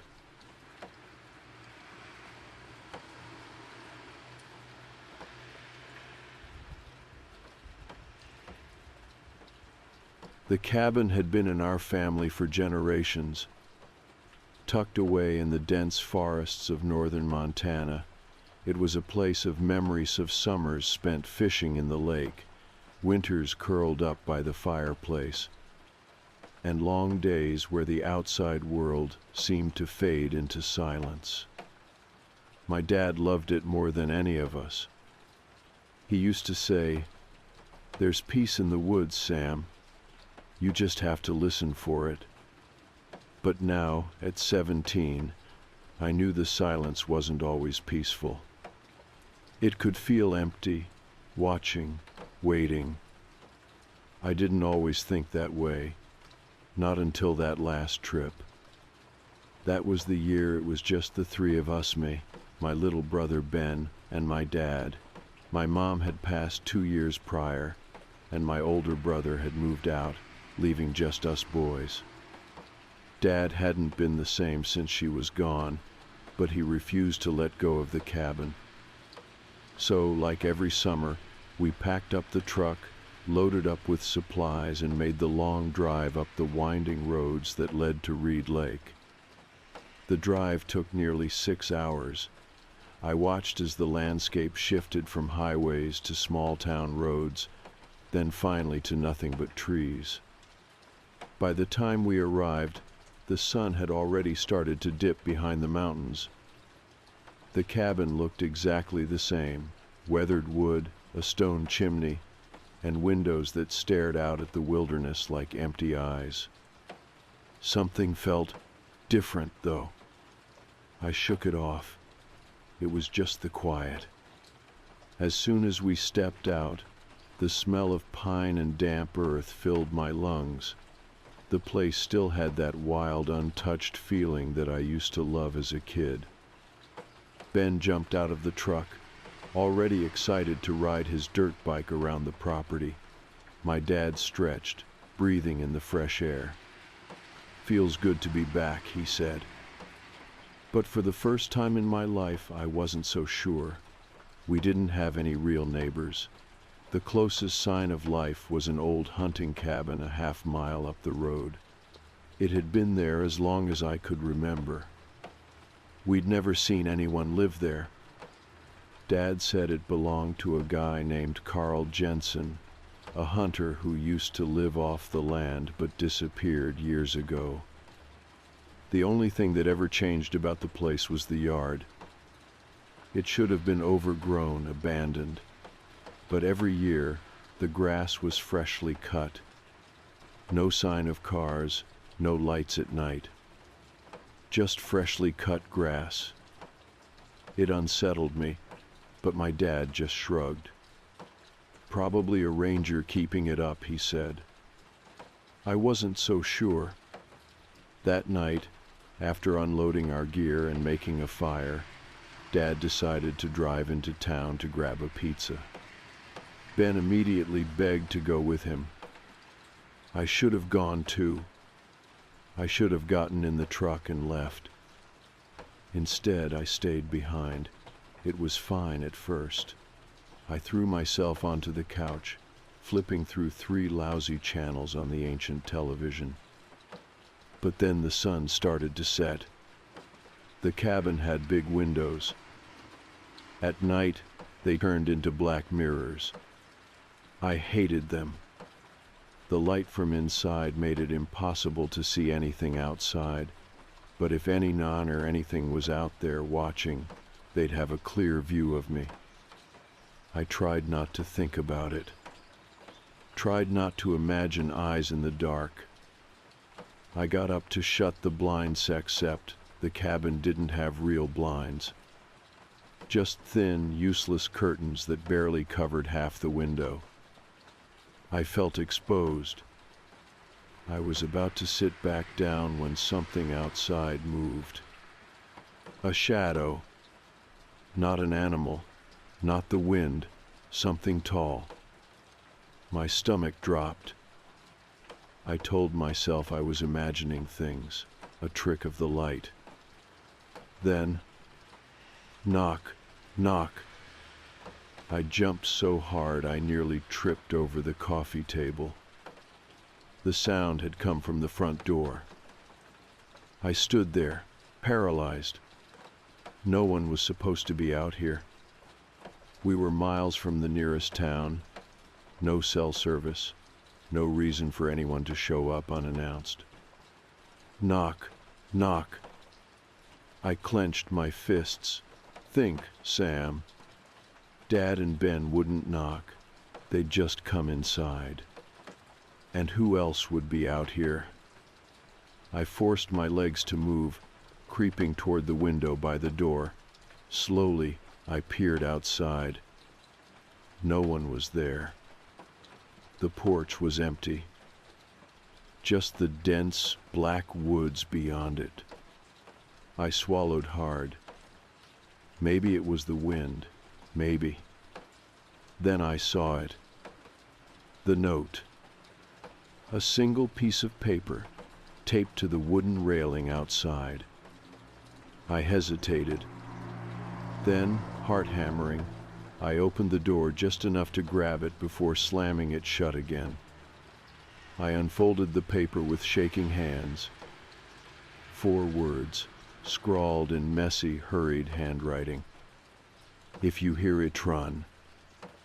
The air in the cabin felt too thick. My breathing came fast. This was a joke. It had to be. A prank from some hunter, some idiot messing with campers. But then I noticed something. The paper was damp. Fresh. It hadn't been sitting out long. Whoever left it was still nearby. A wave of nausea rolled over me.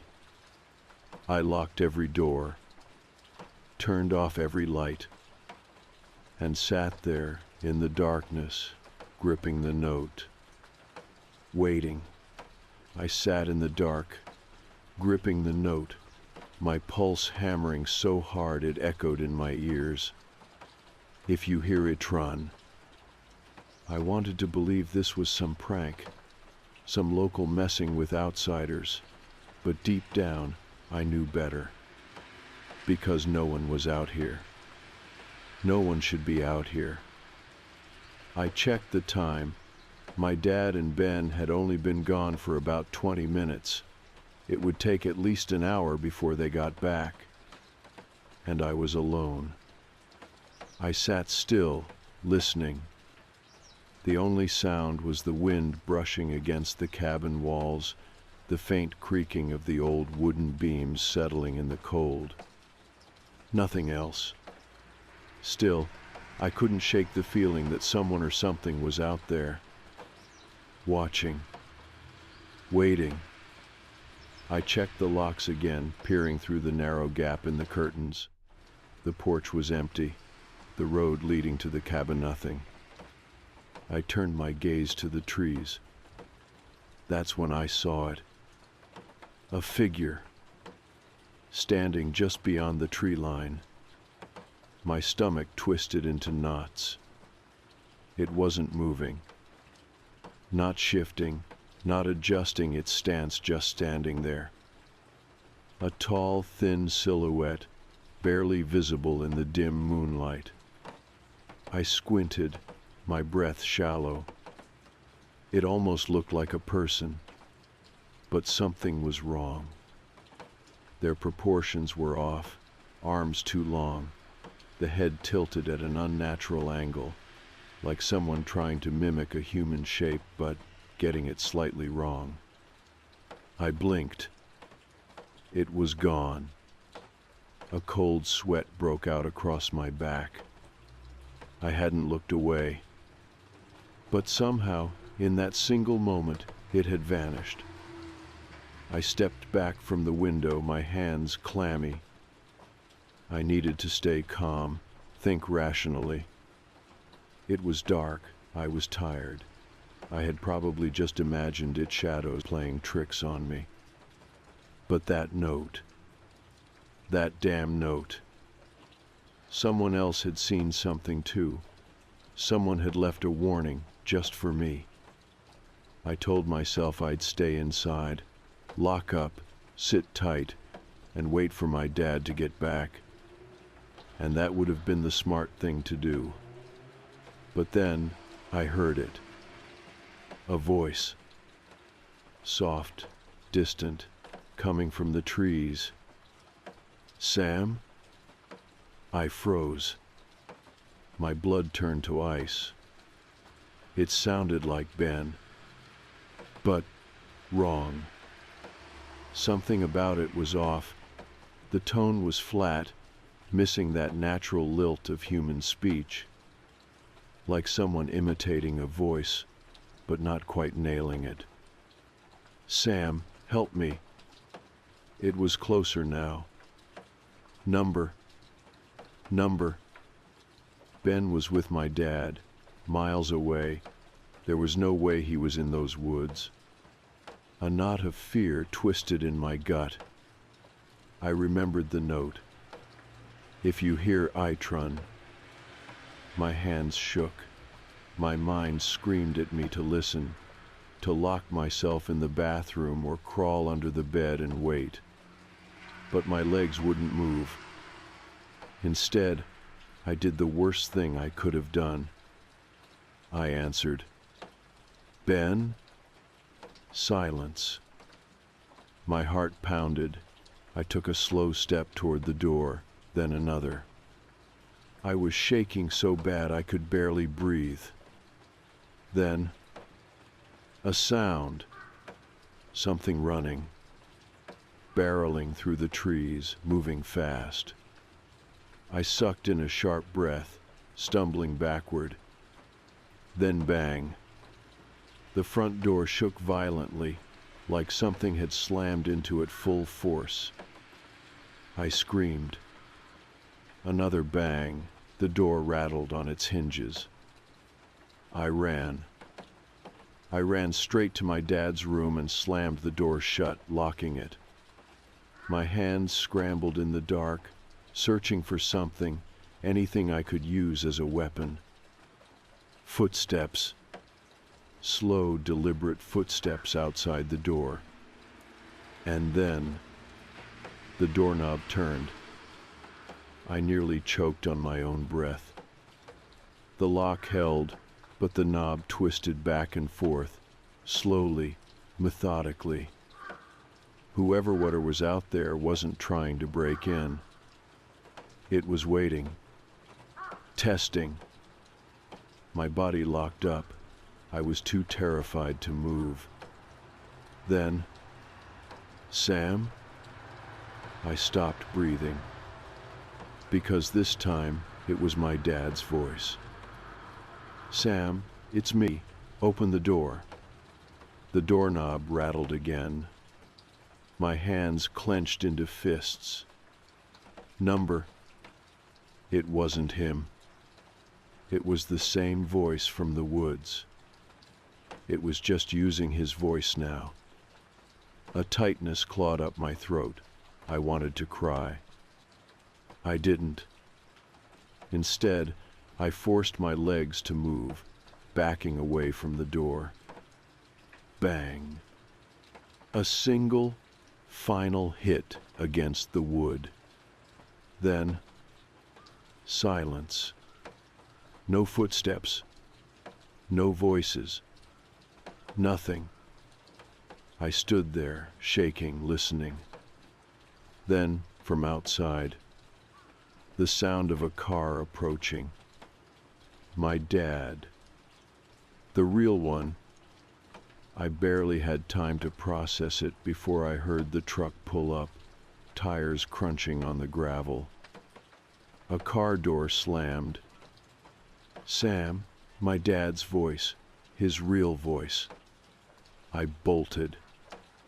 I ran out of the bedroom, through the hallway, and toward the front door only to stop cold. The front door was wide open. No sign of forced entry. Just open. Like someone had walked right in. Like someone had walked right out. I turned, scanning the room. Nothing. No sign that anything had been there. Except for the note. I still had it, clenched in my fist. My dad's footsteps pounded onto the porch, followed by Ben's voice. "Sam, what's going on?" I turned, staring at them, at their confused expressions, at the warm glow of the truck's headlights spilling onto the porch. For a second, I thought I imagined it all. But then I saw something, just past my dad's shoulder. A figure, standing just beyond the tree line, watching. My stomach sank. I wanted to tell him, wanted to say something, but I didn't, because the figure wasn't there anymore. It was gone, just like before. And deep down, I knew it wasn't finished with me yet. The night felt heavier than before. Even with my dad and Ben back, the feeling hadn't left that tight, suffocating weight in my chest, like something was still watching, waiting just beyond the edge of the light.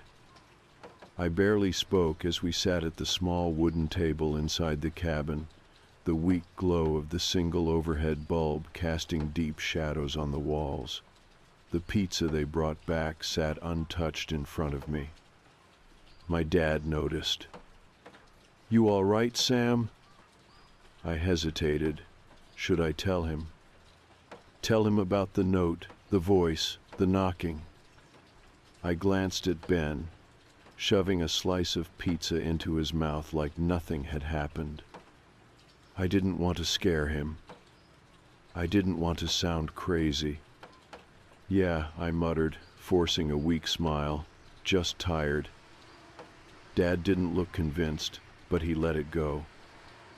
Ben kept talking, something about his dirt bike, how he wanted to ride it out to the old ranger station down the road tomorrow. I wasn't listening. I was thinking about the door, how it had been open when they got back, how it hadn't been forced or broken. Had I locked it? I was sure I did. But what if I didn't? What if something had been inside while I was locked in that bedroom? I swallowed hard, my stomach twisting. I needed to sleep, needed to shake this feeling. Maybe I really was just on edge. Maybe. But deep down, I knew better.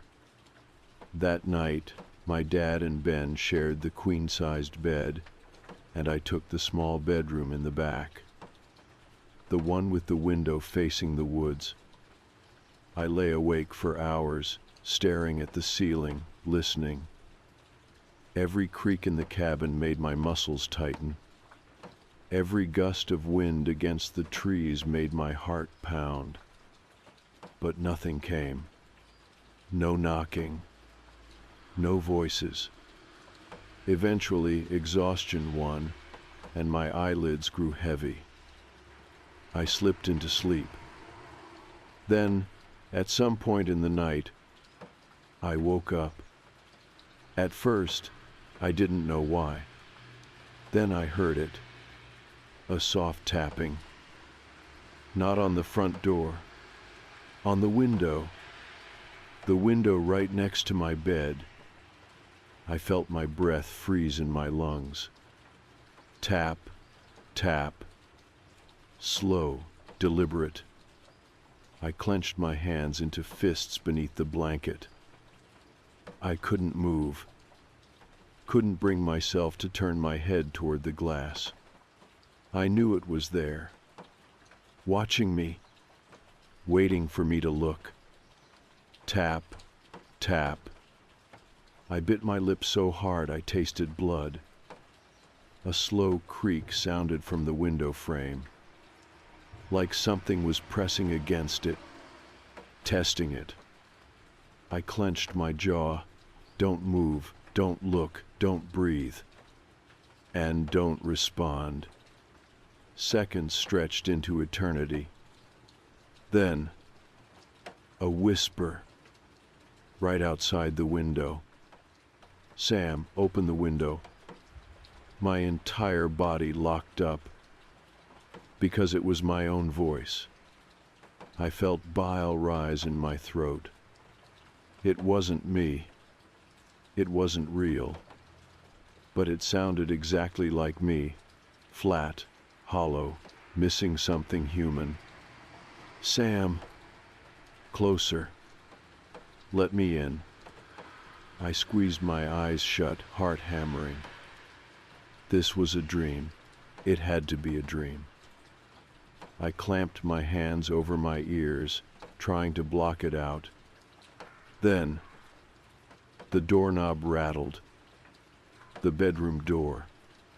Inside the cabin, a choked breath escaped my lips. Number, no, no, no.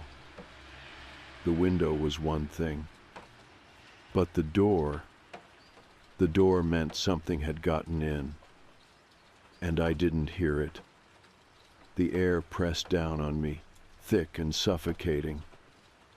I wanted to scream for my dad, but the words were stuck in my throat. Then I did the only thing I could. I turned my head just enough to see the door handle slowly turning.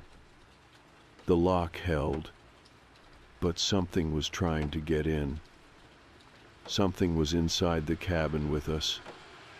I squeezed my eyes shut, clutching the blanket like it could protect me. And then, silence.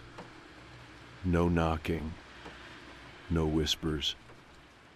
Just nothing. I stayed like that, curled up and shaking, until the first hints of dawn crept through the window. The moment I saw sunlight, I shot up from bed, stumbling toward the door. It was still locked, but there were scratches on the wood. Thin, deep scratches, like something had been clawing at it. My breath came fast and uneven. I needed to tell my dad. I needed to. A sound outside made me freeze. Footsteps. Slow, crunching footsteps on the gravel. I turned, moving toward the window. Something was walking toward the cabin. My dad. But something was wrong. His gait was stiff, wrong. I felt a cold shiver crawl up my spine. He stopped just a few feet from the porch. Then, he looked up and smiled. It wasn't him. It had his face, his build, his clothes. But it wasn't him.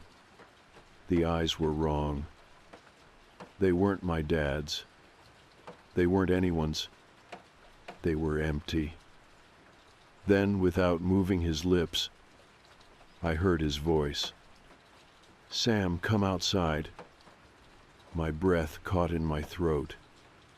I stumbled back from the window. Then, the front door creaked open. I turned.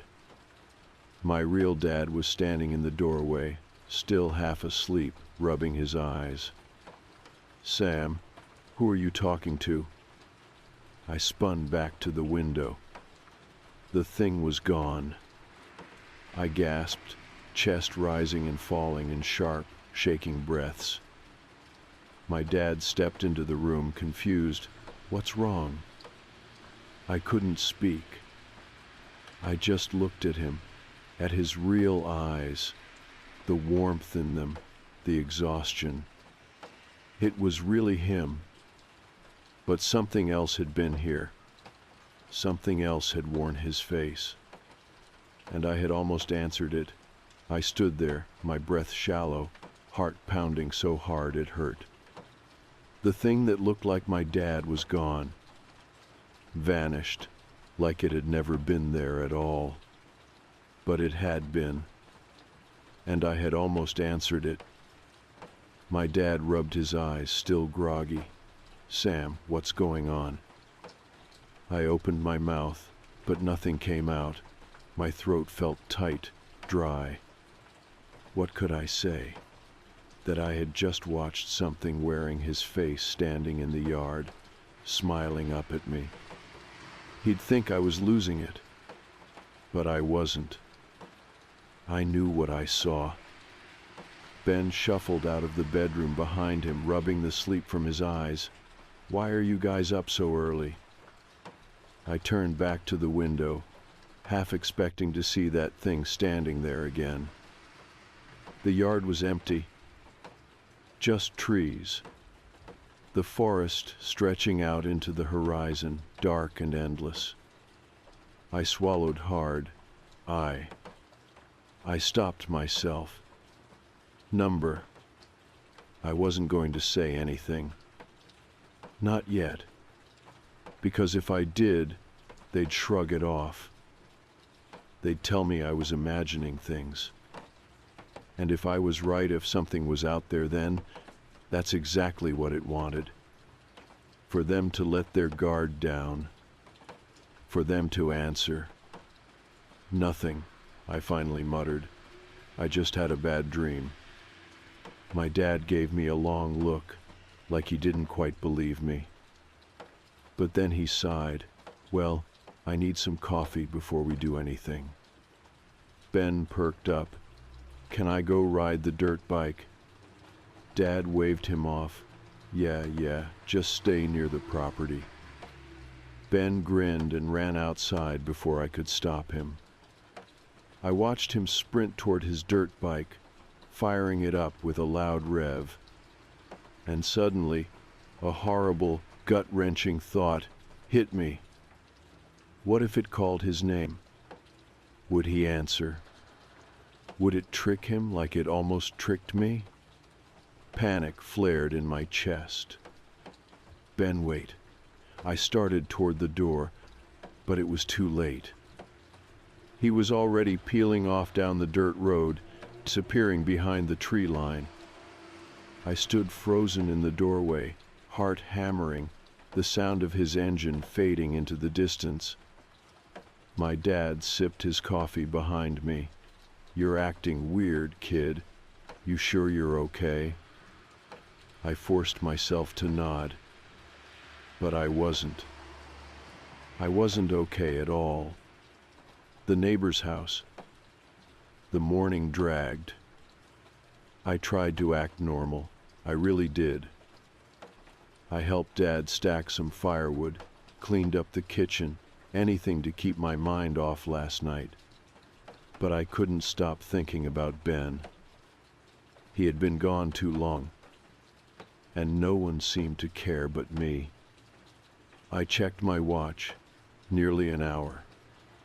Way too long for him to just be riding loops around the cabin. I set the axe down, wiping sweat from my forehead. "I'm going to go check on Ben," I said, trying to keep my voice steady. Dad barely looked up from the wood pile. "He's fine. You know how he-ish gets distracted." I clenched my jaw. "Still, I'll be back soon." I grabbed a flashlight, even though it was broad daylight, and started walking. The dirt road was quiet, the only sound my footsteps against the gravel. I scanned the trees, searching for any sign of his dirt bike tracks. Nothing. I picked up the pace. Then, up ahead past a curve in the road, I saw it. Ben's dirt bike, lying on its side. The engine was still warm. My stomach plummeted. "Ben?" No response. I turned in a slow circle, skin prickling. There was only one place nearby he could have gone, the old neighbor's house. The one no one was supposed to live in. The one with the freshly cut grass. And the open door. My hands went clammy. The door was wide open. I stepped forward, my throat tightening. The place looked abandoned, like no one had lived there for decades. Windows coated in dust, paint peeling from the walls, the front steps slightly warped and sagging from rain. But someone had been here. Someone had left the door open, and I had a sinking feeling that Ben had gone inside. "Ben?" I called, stepping onto the porch. Still nothing. I took a deep breath and pushed open the door. Inside the house, the air inside was stale, rotting, like old wood and something worse. The living room was small, dusty furniture, a broken television, an old wooden table, no sign of Ben. I moved forward, my footsteps too loud. The kitchen was worse, empty, ransacked, a few rotting food containers left open on the counter, a moldy plate in the sink. It didn't make sense. Why would he come in here? "Ben," I called again, voice shaking. Then, a sound from down the hall. Something shifting. I turned, pulse hammering. A single door stood at the end of the hallway. Slightly open. I swallowed.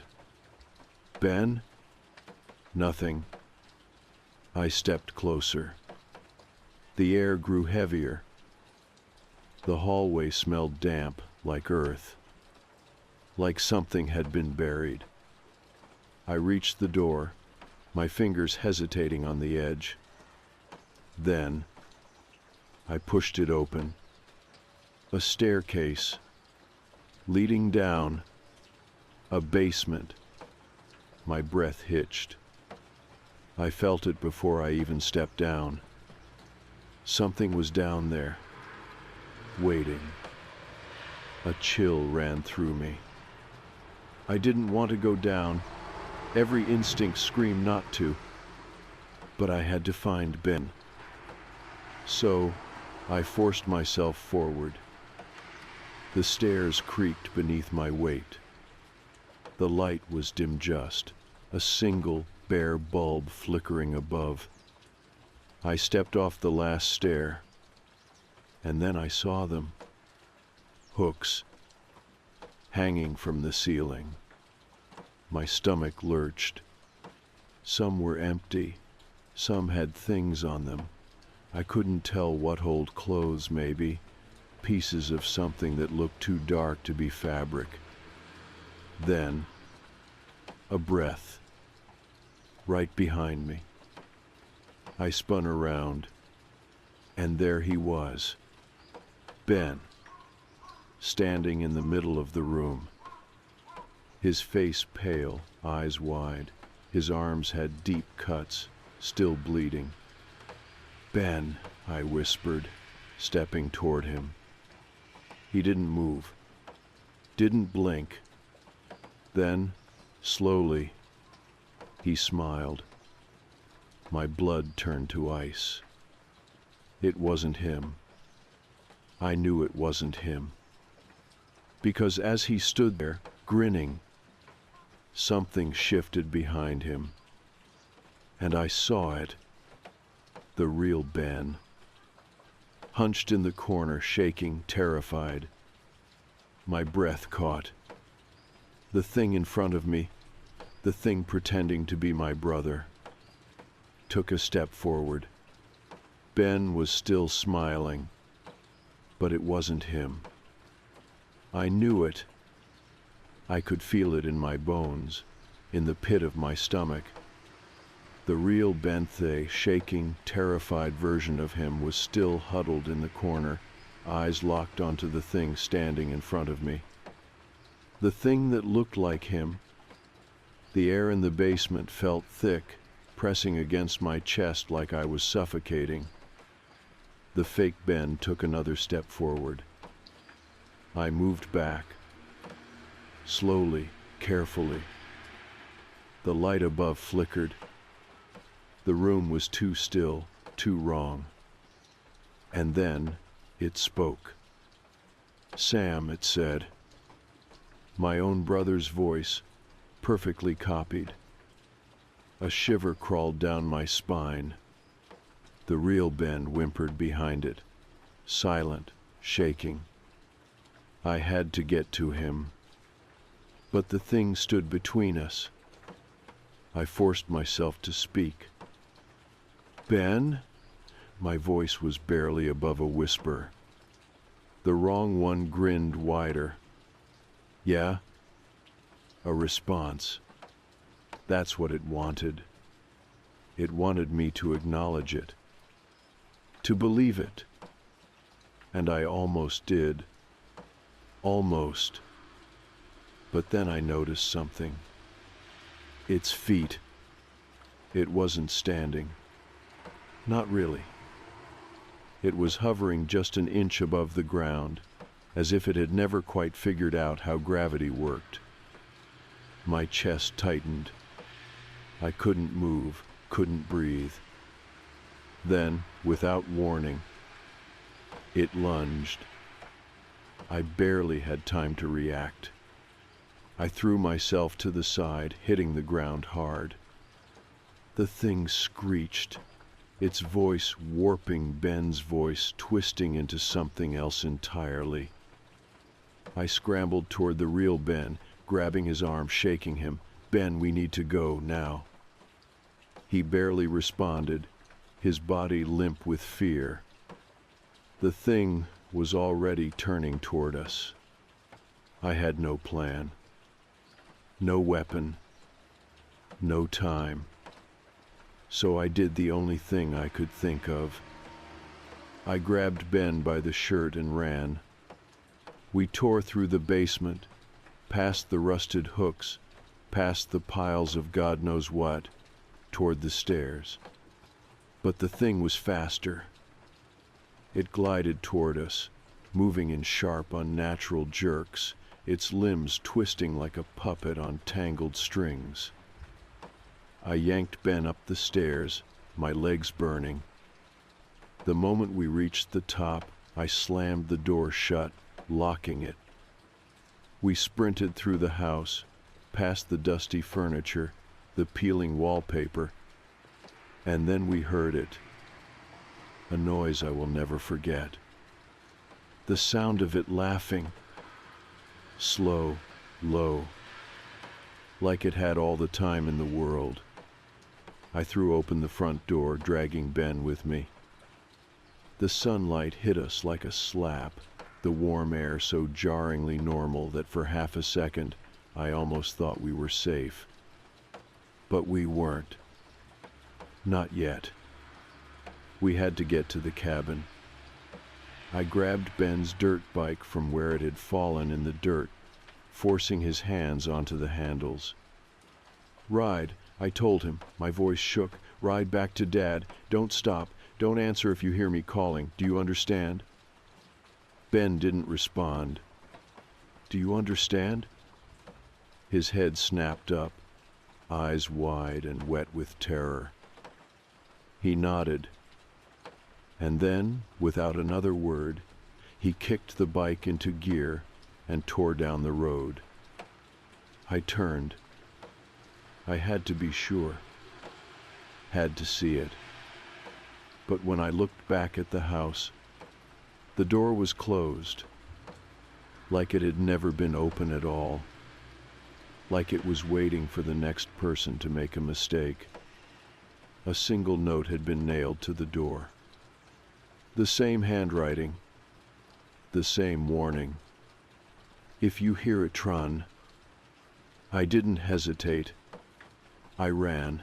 Dad was already outside when we arrived. Ben must have beaten me back by a few minutes because he was already off the dirt bike, sitting on the porch, shaking. Dad took one look at me and knew something was wrong. What the hell happened? I could barely breathe. Ben was crying now. I turned to my dad, gripping his arm. "We have to leave." Dad frowned. "What are you?" "Now." My voice cracked. I had never begged him for anything in my life. He must have seen something in my face because his expression hardened. Without another word, he turned and went inside. We packed in under 10 minutes. The whole time, I kept my eyes on the trees, on the shadows between them, because I knew it was still out there, still watching, waiting, and it would wait as long as it had to. We didn't stop until we hit the highway. Dad didn't ask questions. Not until we were miles away, surrounded by other cars, other people. What happened back there? I opened my mouth, then closed it. What was I supposed to say? That there was something in the woods? That it had tried to steal my brother's face? That it had already stolen others before us? I couldn't, because even if I told him, it wouldn't change the fact that it was still out there. So I just said, "We can't go back." Dad exhaled slowly, gripping the wheel tighter. "All right," he said. And that was that. We never spoke about it again. The cabin was sold within a year. Ben and I grew up, moved on. But even now, years later, I still dream about that place. I still hear it. The knocking. The voice that sounds just like mine. And sometimes, just before I wake up, I hear it whisper, "Sam, let me in."